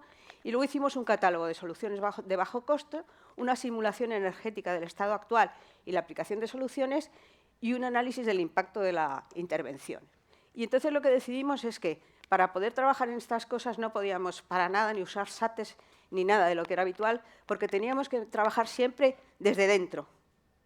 Desde dentro, porque lo que queríamos era hacer una cosa que se simplificara muchísimo y que no hubiera que pedir licencias, que no hubiera que pedir permisos a la comunidad, que no hubiera que pedir prácticamente nada y que en muchos casos lo pudieran hacer los propios habitantes, porque muchas veces era casi, pues no sé, como hacer cuestiones muy sencillas, ¿no? Entonces, una cosa importantísima era que la puesta en obra había de ser rápida, que los usuarios tienen que permanecer en el interior de la vivienda durante la actuación, que las soluciones se tienen que adecuar a algunas condiciones particulares que tienen unas edificaciones normalmente espantosas, que pueden ejecutarse sin necesidad de solicitar licencia de obras, sin necesidad de acuerdo, como obras de mejora y que, sin embargo, al realizarlas no impida futuras rehabilitaciones energéticas del edificio integral o mejores posteriores en ese mismo sentido. O sea, que es que eso también era importante, ¿no? Cogiendo el documento básico de ahorro de energía del Código Técnico, pues lo que también veíamos es que no estábamos obligados a cumplir toda una serie de cuestiones que se pedían porque no actuábamos ni el 25% de la superficie total de la envolvente, ni nada de nada. Estábamos buscando el verdadero problema, o sea, el problema real, que nos costaba mucho entenderlo, nosotros también al principio, ¿no? Hicimos un estudio con todas las condiciones climáticas para ver cuáles serían las adecuaciones pasivas en estas viviendas, en todos los sitios, lo fuimos estudiando y vimos cómo las conclusiones eran completamente diferentes, las estrategias de diseño por meses, según fuera en Barcelona, Coruña, Madrid o Sevilla, con necesidades muy altas, medias, bajas o no necesarias, viendo la protección solar, la ventilación, la inercia, el enfriamiento por evaporación, la deshumidificación, las ganancias internas, la captación solar y la calefacción convencional, y entonces íbamos viendo en los meses donde hacía problemas cálidos, los meses intermedios y los meses fríos. Y con eso ya teníamos una visión de lo que se necesitaba, que era completamente diferente según las localidades, ¿no? A base de eso, luego nos hicimos un catálogo de soluciones de bajo coste, que se han elaborado 97 fichas, haciendo 21 de paramentos, 18 de techos, 7 de suelos, luego aumentamos 2 soluciones de trasdosados interiores, en fin. Y de cada ficha se iba dando cómo se podía operar, cuáles eran las recomendaciones para ponerlo en obra, la descripción y unas tablas en las que se comparan las características más importantes.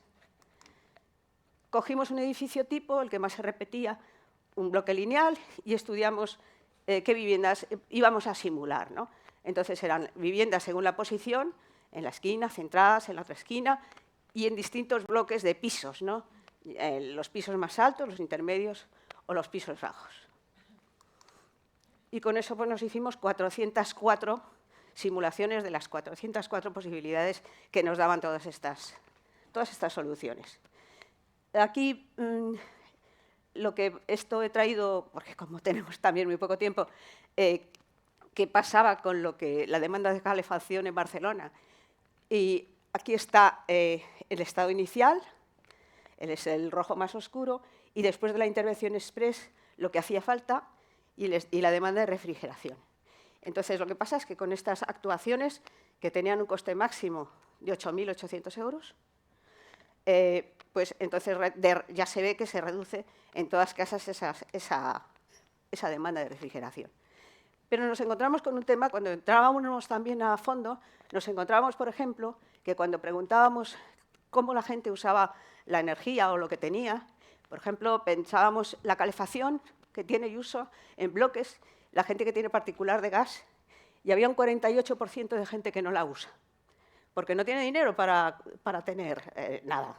Y por otra parte, también en Zaragoza, que hicimos un proyecto Live New World en Zaragoza, el 44% de las familias en las viviendas tampoco tenían dinero para encender la calefacción. Entonces, nos parecía que lo que teníamos que hacer era trabajar en cosas donde se pudiera aprovechar, porque mejorar unas instalaciones, si luego no tienen dinero para ponerlas, pues era completamente absurdo, ¿no? Y entonces, además, nos encontramos que teníamos que medir la eficacia de estas actuaciones de un modo diferente, porque no podemos medirlas por ahorro energético, porque si la gente no consume, no ahorra. No podíamos medirlas por demanda, porque sabíamos que aunque pusiéramos lo que salía de demanda, no la pueden cubrir. Y entonces lo que pasa es que hicimos un estudio de qué pasaba con las temperaturas interiores sin consumo. Y entonces ahí nos encontramos con que si vemos, por ejemplo, la distribución de temperaturas en un periodo frío en Barcelona y en periodo cálido, y vemos el tiempo que está en unas condiciones más o menos de confort, aquí serían por encima de los 18,5 grados, que es lo que dice la Organización Mundial de la Salud. Aquí tenemos cómo es el estado inicial y ahí vemos cómo aumenta el tanto por ciento de horas que se pasan en condiciones dentro de la vivienda mejores sin utilizar absolutamente ningún tipo de energía. Y lo mismo en un periodo cálido. Nos encontramos con que puede estar durante el año un 20% más en condiciones de unas temperaturas posibles sin necesidad de consumo alguno. Cuando nos encontramos todavía en que como las ayudas tampoco se podían dar enteras, pues entonces teníamos que ir escogiendo. Hicimos unos cuadros que era la efectividad y prioridades de las estrategias. Entonces, lo que teníamos era las soluciones aplicadas, estas son las de Barcelona, y entonces lo que veíamos era, si solo se podían hacer dos, ¿cuáles hacer primero? En cada piso, o sea, en los precios, en las viviendas en esquina, en las viviendas de las últimas zonas, grados intermedios o las viviendas bajas, íbamos diciendo en cada una de las viviendas pues lo que sería recomendable y el orden en que habría que ir haciendo estas actuaciones, porque a veces nos estamos moviendo en condiciones muy pequeñas, porque lo que pasa es que cuando se van a aplicar estas cosas, pues hay muchas ONGs que dicen, bueno, pues yo prefiero actuar, me va a dar un total de 5.000 euros o lo que sea, pero prefiero actuar en 2 viviendas que no actuar en una. Entonces, ¿cuál es la primera en la que me meto y cómo lo hago, ¿no? Yo voy a acabar solo con 2 comentarios. Estamos viendo que la temperatura media anual en España está creciendo. Eso es evidente y además lo que pasa es que ya podemos saber exactamente cuánto está creciendo, ¿no? Por otra parte, estamos viendo las anomalías de la temperatura media anual. Esta es una referencia climática. La referencia climática es el promedio entre 1981 y 2010. Y lo que vamos viendo es que lo que está pasando es episodios cada vez más de calentamiento. Sin embargo, cuando vemos las ayudas que hay en general de pobreza energética, pues lo que estamos viendo es que lo que cuenta Europa en general y las ayudas que se dan es las temperaturas inadecuadas de la vivienda en invierno. Entonces, las otras es como si no existieran y, sin embargo, dan problemas y la gente se muere directamente, completamente cocida, ¿no? Entonces, por otra parte, pues también la pobreza energética se da más, es más alta en las zonas donde tenemos más calor y hay más incidencia de pobreza energética y, por lo tanto, la recomendación sería mucha más atención a las soluciones que disminuyan el calentamiento más que a las de frío que tenemos ahora mismo. Y nada, decir que, ya lo ha dicho Esther, que con esto hemos visto que podemos disminuir en un 10% lo que nos está pasando. Y nada más. Cuidado. Qué bien, Margarita. Gracias, Margarita, Esther. Y ahora, si quieres, Eva, lo que hemos explicado, que los minutos que hemos ganado son para ir para mí.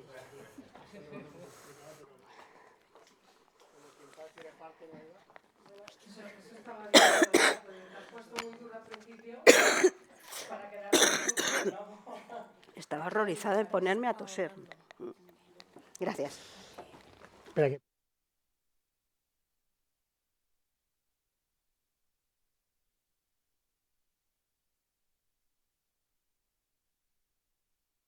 y no nos acusen de prevaricación. Eva Buch es la directora de Educación y Divulgación de la Fundación Naturgy y yo soy Alberto López, que soy el director de la Escuela C del Colegio de Arquitectos. Pues cuando quieras, Eva. Nada, yo traía una cosa preparada, pero he ido tomando notas porque os estaba escuchando y yo solo, algo hemos hablado muchas veces, ¿quién va a hacer todo esto? ¿Cómo lo vamos a hacer? Según el Observatorio Industrial de la Construcción, en 5 años va a haber unas 160.000 oportunidades de empleo, que alcanza la cifra de 700.000 en la próxima década, y eso contrasta y mucho con la caída de matriculados en las FPs de edificación y obra civil.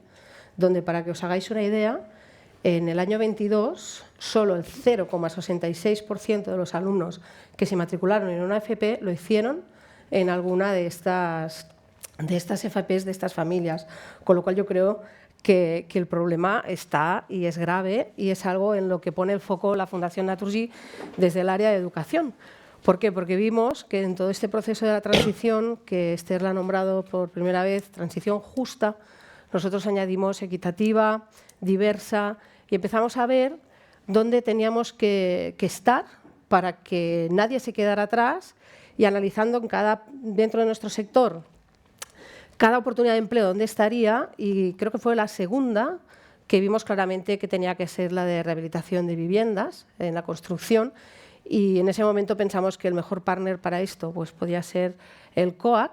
Llevamos lo primero que hicimos fue meternos de lleno en la formación profesional, por algo que has dicho tú, de inspirar, que hace falta mucho mentoring, mucha orientación, por desconocimiento del sector, sobre todo en las nuevas generaciones. Mira, actualmente, y lo recuperaba ahora mientras escuchaba, solo un 9,2% de las personas ocupadas actualmente tienen menos de 30 años, frente al 35% que tienen más de 50. Si esto sigue así, llegará un momento donde no vamos a poder cumplir con los retos que tenemos encima de la mesa. Pusimos foco allí. Os añado también que de las personas que empiezan esta formación profesional en estas familias de edificación y obra civil, 5 de cada 10 lo dejan, con lo cual vamos sumando estos datos negativos, y que si recordáis la cifra que os he dado inicialmente de las 160.000 oportunidades de empleo, el año más grave fue en el 2021, donde solo en toda España 1.678 personas terminaron una FP de esta familia profesional. Con lo cual, sí, claro, nos pusimos en FP, formamos al profesorado, 2.389 profesores, que luego tú nos explicarás cómo escaláis todo este conocimiento, que estos profesores lo que hacen es, a lo largo de su formación, es trasladar estas novedades, pero escuchándoos nos estamos dando cuenta que realmente tenemos que hacer mucho más trabajo de inspiración, de orientación inicial, de ayudar a estos colectivos que quizá, y es algo que es lo que hemos hecho, en situación de vulnerabilidad pueden ver como unas oportunidades de empleo. El reto que le propusimos después al COAC fue, bueno, pues vamos a hacer una cosa. Si vemos que con los que van a terminar sus asignaturas o sus FPs técnicas en edificación y obra civil no llegamos, vamos a dar una oportunidad en recualificar y en sumar a este carro a las personas pues, que están en situación de desempleo de largo recorrido o que no tienen herramientas, y con vosotros pues conseguimos hacer una formación que también, gracias a Plataforma para el Empleo Verde, que están por aquí, en Lleus d'Alep, pues pusimos un piloto aquí en Cataluña a formar a personas que no tenían en algunos casos conocimientos previos, y llevamos en este momento 130 personas formadas, y este piloto pues este año crece y vamos a seguir poniendo el foco allí. Pero sí que, Albert, vosotros os llamamos, enseguida la Escola SER del COAC se sumó, y la verdad es que lo puedes explicar tú lo que estáis haciendo, ¿no? Pero para que la Escola SER básicamente es que la universidad da el carnet de conducir y la Escola SER te enseña a conducir por la ciudad, porque tiene poca cosa que ver lo que te enseñan en la academia con lo que realmente es la realidad, ¿no? Entonces, la Escuela SER lo que hacemos es básicamente evitar que los arquitectos nos queden vintage, retros, ¿vale? O sea, que cada año los actualizamos. Y el reto que nos planteó Eva y también la Fundación Naturgy era precisamente formar toda la cadena de valor. Es decir, una obra, aparte de arquitectos, hay aparejadores, jefes de obra, encargados de obra, etc. Si el arquitecto entiende sostenibilidad y solamente entiende él, pues no vamos bien. Porque si todo el equipo no sabe lo que es la sostenibilidad, entonces el reto fue con los mismos conocimientos, las mismas capacidades, saberlo transmitir a una FP, a un módulo formativo. Y este fue el reto, es decir, coger docentes que fueran capaces de transmitir igual a una persona con una capacidad universitaria que a una persona con una capacidad de FP. Y aquí fue un reto muy interesante que nos lo plantearon en el 2020-2021. Antes de pandemia. Sí, antes de pandemia. Y entonces la verdad es que estamos muy contentos, porque la verdad es que este fue el gran reto, ¿no? Conseguir traducir una formación de nivel de posgrado a una formación de FP. La verdad es que los alumnos salen con la capacidad y estamos intentando esto, es decir, que lo que antes un jefe de obra no tenía ni idea, lo que era sostenibilidad, lo que la eficiencia, pues todo esto ahora sabe de lo que estamos hablando. Por tanto, cuando habla con el arquitecto o habla con el aparejador, está en el mismo nivel de conocimiento y esto le da esa capacitación para hacer todos a la vez el mismo equipo, porque si no, al final, el derribo lo echarán donde les dé la gana, si no saben lo que es la selección y la gestión de residuos. ¿Qué más contamos, Albert? El siguiente paso fue, ¿no? Así, y después fue un paso más allá. Imaginaos que queremos explicar esto, no una persona de FP, sino una persona que no tiene ni idea. Es decir, que era un colectivo de riesgo de exclusión social, que este fue un reto todavía mayor, en el cual ya no es que no tuviera, no es que no tenía, es decir, yo el primer día cuando llegaron allí los 35 alumnos, yo digo, madre mía, ¿dónde nos hemos metido?, ¿no? Entonces, la verdad es que creo que acabaron 27, ¿vale? Es decir, y lo más bonito, y creo que lo más, digamos, ¿cómo diría la palabra?, de compromiso fue cómo se ayudaban entre ellos. Es decir, cómo había gente que había decoradores, había gente que no tenía ni idea, que eran sastres, o sea, que no tenían ni idea de lo que era un tocho. Entonces, imaginaos, desde ahí, desde cero, en 4 meses, capacitar a alguien de que sepa lo que es una fachada. No hablamos de envolventes, sino que cambiamos el discurso. Hablamos de fachadas, de cubiertas. Por ejemplo, esto lo aprendí de pequeño, es decir, si tú dices forjado unidireccional de vigueta semi-resistente con bobellía cerámica y bañazo electrosoldado, no se entera nadie, pero es un techo. Pues eso, un techo. Pues entonces puedes decir lo mismo, pero que quedas muy bien, porque esto, ay, mira que viene, que cuánto sabe, ¿no? Pero tú cuando vas al doctor quieres que entiendes lo que te está explicando el doctor. Pues hicimos igual, buscamos un equipo de docentes que fueran capaces de traducir, además nos costó con Eva mucho, el índice.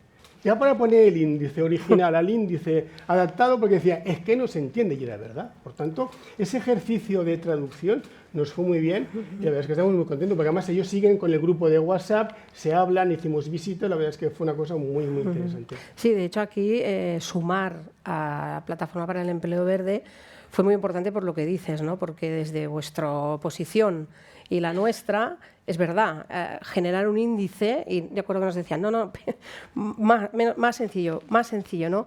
Y nosotros nos sentimos orgullosos, no sería la palabra, pero sí en este punto útiles, porque realmente esto está teniendo un impacto y estamos consiguiendo unas tasas de empleabilidad del 51% en estos colectivos, ya no solo en temas de rehabilitación energética de vivienda, sino en 9 módulos, en instalación de sistemas solares fotovoltaicos, en instalación y mantenimiento de parques eólicos.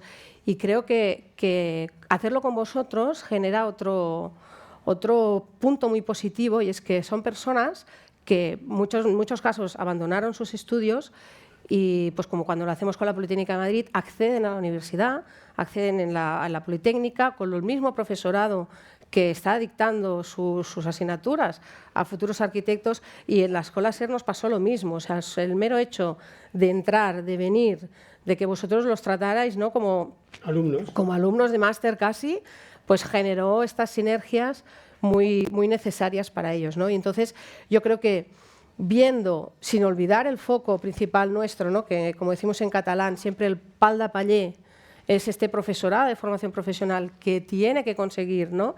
Y yo creo que aquí la otra puerta que firmemente tenemos que abrir es la de los orientadores, cuando los alumnos y las alumnas están en segundo de la ESO, tercero de la ESO, que en muchos casos no saben ni siquiera que van a estudiar, que vean las oportunidades de empleo, que vean que en el ámbito de la construcción, de la edificación, hay unas oportunidades de empleo brutales y que no estamos hablando del mismo técnico que se necesitaba hace muchos años, sino que ahora lleva implícito nuevas tecnologías, digitalización y muchísimas cosas que vosotros comentabais, ¿no? Paisajismo, que pueden llamar la atención a estos jóvenes. Y un tema muy importante que nosotros no queremos dejar de lado es que en toda esta nueva generación de empleo verde, y si queremos la transición justa, tenemos que contar con el talento de todos, ¿no? Y con lo cual, dar la oportunidad a las mujeres, a las niñas, a las chicas, que en el ámbito de la construcción, no solo pensando en las arquitectas, hay muchas oportunidades de empleo, no son muchas las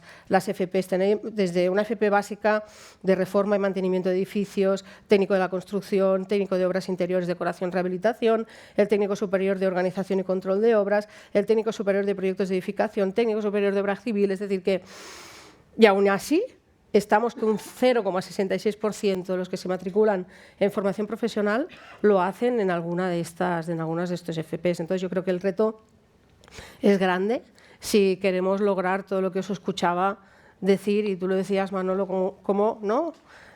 Constructoras, conversaciones con el gremio de constructores, que nos decía, es que si lo lográis, os damos, porque es que ellos mismos tienen que hacer convenios fuera para lograr mano de obra, ¿no? Entonces, yo creo que hay un reto muy importante y que debemos lograr superar pues, estas barreras y aprovechar estas oportunidades para eso, ¿no? Para lograr una transición energética que sea justa, sumando el talento de todos, ¿no? Y sobre todo hay un tema muy interesante que es, que decía, ¿qué es la suerte? La suerte es cuando confluyen la preparación y la oportunidad. Por tanto, si no te prepares, no vas a ver ni una. Entonces, decía muy bien Lluís Morer antes que viene la EPDB. Es decir, ya no vale con hacer una cosa bien hecha, una cosa correcta, sino que tienes que cumplir una EPDB.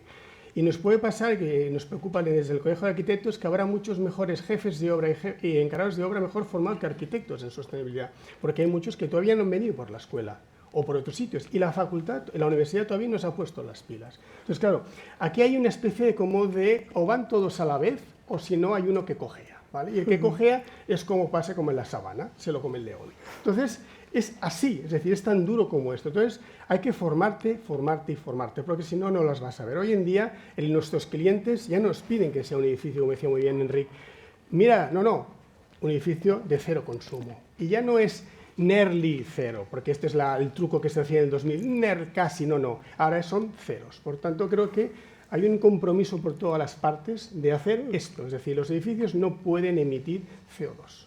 Tienen que ser, no diré un árbol, pero sí, al menos no generarlo. Entonces, creo que toda esa oportunidad, la Fundación Naturgy, antes de la pandemia, empezamos a formar toda la cadena de valor de una obra. Entonces, creo que es un reto muy interesante. En nuestra parte seguimos formando a los arquitectos, pero entonces seguimos formando a toda esta cadena. Creo que es el reto importante. Y que concluye con lo que hemos terminado ahora, que ha sido el libro técnico, ¿no? con el índice básico para que sea comprensible incluso por mí, ¿no? Donde tenemos la parte teórica, la parte de ejercicios, que esto está abierto para todos los profesores, profesoras de formación profesional, y que sumamos aquí a la UOC, a la Universidad Oberta de Cataluña, porque también gracias a la Escola SERD y al COAC vamos a converger todos para que también pueda la UOC poner a disposición esta formación, que en este caso la profesionalizadora son en torno a 150 horas, está para profesorado y ya alumnos de FP, porque hay mucho profesorado que dice, mira, me es más fácil que accedan a la UOC, les becamos. Todo esto es un programa que beca la Fundación Naturgy y que recientemente hemos creado también el campus formativo, con lo cual tienen diferentes líneas a diferentes niveles, en diferentes grados de conocimiento, para que cualquier persona pueda sumarse a este reto y pueda aprovechar la oportunidad de empleo que se dará. Con lo cual, desde la Fundación, agradeceros a toda la colaboración que siempre nos dais, y contigo, Alberto, es un no parar, porque ya me has venido antes con otras ideas, o sea y retos que nos habéis propuesto y lanzado aquí sutilmente también, que veremos hacia dónde van. Pues perfecto. Qué bien, ¿no? ¿Hay alguna pregunta de antes o de ahora? Más que nada, que no hemos dejado las preguntas, hemos ido con el Jeep, ¿vale? Que va bien, porque así nos sobra tiempo. Pero, ¿hay alguna pregunta a alguno de los ponentes? Lo digo porque aprovechemos la situación. Creo que nos sobra, María Eugenia, ¿no? Sobran... Augusto, esto nunca ha pasado, ¿no? Una jornada que sobre tiempo. No, es que con tu presentación no se ha atrevido nadie a alargarse. No sé si hay alguna pregunta. ¿Tiene alguna curiosidad? Sí. Sí. Bueno, he trabajado en el equipo de... Hola. Ya. Quería preguntarle a Marta, que antes ha comentado, ¿no?, que los colectivos vulnerables, ¿no?, que también luego ha habido la presentación de Esther y Margarita, que eran más complicados. Quería saber si bueno, alguna experiencia o cómo habéis resuelto estos temas.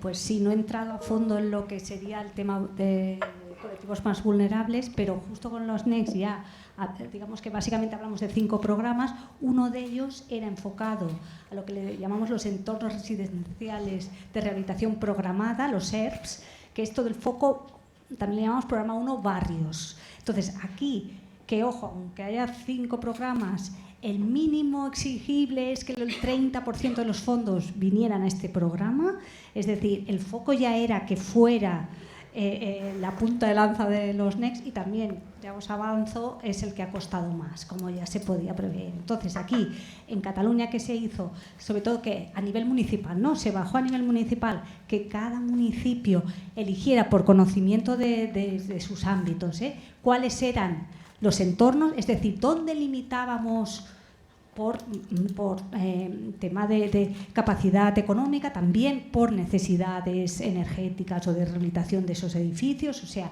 sobre todo, que no es fácil, detectar qué zonas y qué ámbitos eran los que tenían que tener esta ayuda extra.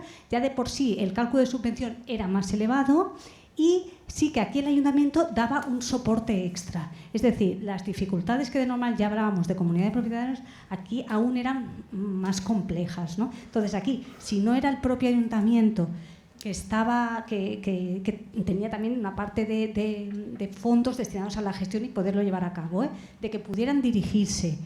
Primero, las oficinas locales de vivienda, que esto no lo he comentado, pero también en el Real Decreto pues había mucho esfuerzo a lo que llamamos la ventanilla única, o el que a pie de calle, ¿no? que muchos municipios lo hicieron, abrir un espacio físico que pudieran acercarse los ciudadanos de pie y que ya vayan allí a consultar, a que te faciliten, a que todo el tema de papeleos, que ya hemos dicho que es complicado, pues que te ayuden a hacerlo, y al mismo tiempo también que desde el ayuntamiento que se contratara gente, equipos, para ir a los edificios, para ir a las reuniones de propietarios, ¿no? O sea, aquí no he dicho, yo hablo en nombre de lo que es la Agència de l'Habitatge, pero también hay los consorcios, el Consorci Metropolità y el Consorci de Barcelona, ¿no? Para lo que es Barcelona Ciudad y área metropolitana, que han hecho el mismo ejercicio, O sea, se han estado paseando por todas las comunidades de propietarios para intentar hacerlos llegar, para acompañar, para dar entonces, primero, extra de subvención, y segundo también un extra añadido que es el de vulnerabilidad dentro de la comunidad, porque no siempre esa comunidad que estaba seleccionada pues tenía el 100% de vulnerables, por decirlo de una forma, sino que puede haber que haya el caso de 4 o 5 propietarios vulnerables, y son 15 propietarios, ¿no? Pues estos en concreto podían llegar hasta el 100% de la subvención. 100%, que significa que es... Y aún así deciros, en casos en que les estás diciendo te lo cubro todo, 100%, te dejamos un edificio nuevo y rehabilitado energéticamente, aún así había casos en que veías que no salía adelante. Y dices, ¿cómo puede ser? ¿No? O sea, cuesta, por esa componente más social que os decía. Y luego aparte, ¿qué hemos visto? ¿Qué municipios han salido más adelante? Porque esto, ya os digo, ha bajado más a nivel municipal, aunque nosotros como entidad gestora pues los hemos apoyado a todos, sobre todo los municipios que han tenido unas ayudas extras complementarias.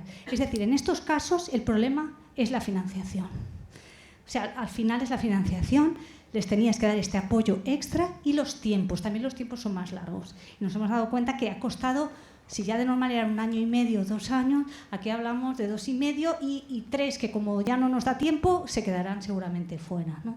Y esto, entonces sí que ya se ha intentado hacer programas específicos. Luego hay los programas de barrios anteriores, o sea, sí que ya son iniciativas que de primeras ya se daban, pero también se ha de decir que yo creo que no han sido los primeros en llegar, no han sido los que realmente han salido adelante.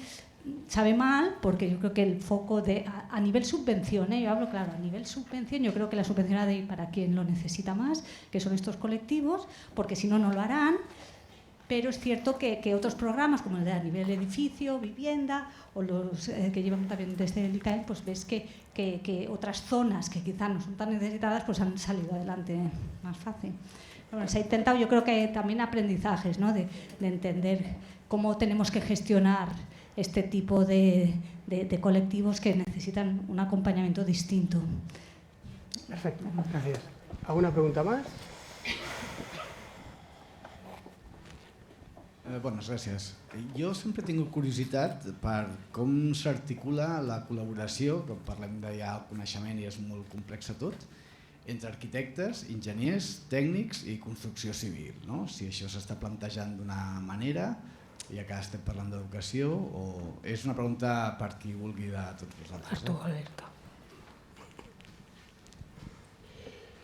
La pregunta té premi, val? És a dir, ja que no sé si... Tu? No, si vols, si no... Què tal? Sí, té premi, té premi. No sé, en català, bueno, seguim en català i no passa res. Vale, va. Si has vist avui, no sé, jo surto satisfet o excitat, no, diguem-ne. Fa 20 anys la societat civil sempre... Avui sembla que la societat civil ja té consciència, no, d'aquesta evolució, d'aquestes emissions. Tenir la societat civil alineada amb un govern que està gestionant també aquestes filosofies, no, que totes han sigut fora d'alguns primers pioners. No? Parlaves de l'arbre, de l'edifici Árbol, com el William McDonald. Veure la gestió tècnica, les escoles, l'educació, la formació professional alineades, no sé, no? És bastant bèstia, no? O sigui, uau, no? Molts països no és així, no? Llavors, no sé, jo crec que tenim aquesta sort. Però, tot i que estem alineats, encara potser estem una miqueta amb les carpetes, no? Sí, segmentats. Els folders, no? Els silos, no? La Fundació està organitzant això perquè no hi hagin aquests silos. La millor manera de tenir els enginyers, les construccions, l'arquitecte, la societat, que jo he anat visitant pel món, és tenir barris o edificis o carrers pilots on tot això que es parla no es queda en una conferència, i en un PowerPoint i en unes devolucions de diner públic a Europa. No? Jo no sé quin és el model, però o hi ha edificis públics, escoles de vulnerabilitat a Madrid, donde sea, o ens quedarem en lo etéreo, no? Que és molt important tenir lo etéreo alineat, però no sé, jo crec que construint s'aprèn, no? S'aprèn. El hands-on, la formació professional l'esteu impulsant, aquesta gent sortirà. A on aplicaran aquests llocs de treball? No? Has de tenir uns... Em sembla que només és un petit esgraó d'aquesta cadena, que són aquests edificis, barris, carrers modèlics, reals, no modèlics especulatius, no? Ni simbòlics, o olímpics, o Star System. No? Jo, amb els meus 55 anys ara, faré una vivenda social amb els socis estratègics que siguin importants perquè hi hagi un escenari no fictici, no? Sinó molt tangible, i durarà com durarà el Bulli, 7 anys o 8 anys o 10 anys. Perfecte, Enric. Crec que la resposta és algo molt real, molt pilot i molt... Molt bé, doncs farem la clausura. Doncs farem la clausura amb María Eugenia Coronado, directora general de la Fundació Naturgy. Els teus 5 minutits. 5 minutitos. 2.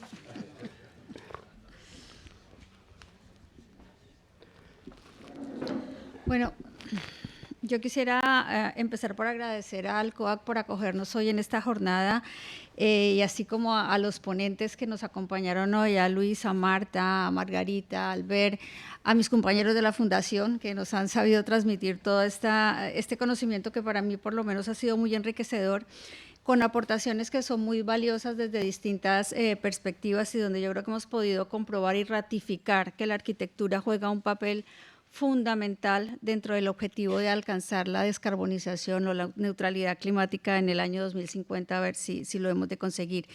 Aquí quisiera subrayar la importancia de ver esto, de abordar la descarbonización como de manera integral, ¿no? Desde la óptica de la innovación, de la tecnología, del trabajo que se requiere en conjunto desde muchos sectores y muchos involucrados, pero desde nuestra óptica también considerando el impacto social, porque es muy importante. Si queremos avanzar, si lo hacemos todos en conjunto, pues va a ser muchísimo mejor. Y en este contexto quisiera reivindicar la importancia que tiene para nosotros el tema de la rehabilitación energética express.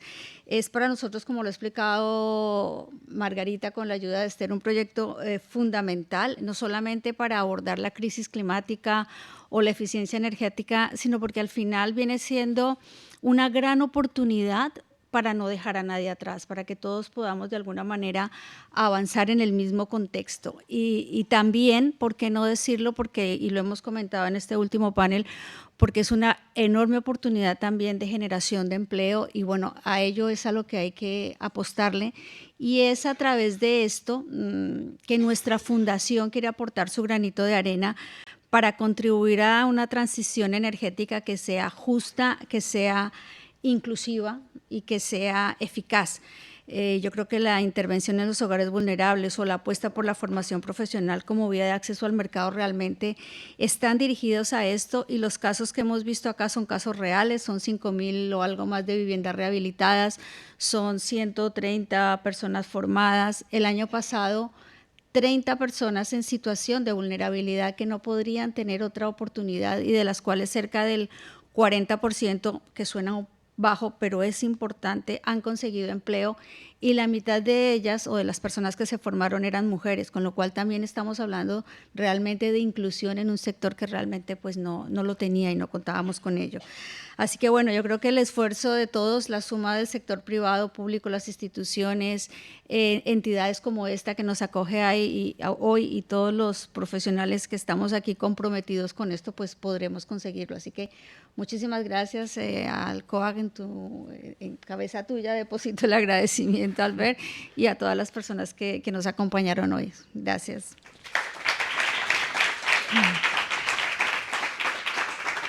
Pues muchas gracias por cumplir los tiempos. Hemos dicho que antes de la 1 íbamos a tomar la copa, pues antes de la 1 vamos a tomar las copas. Gracias.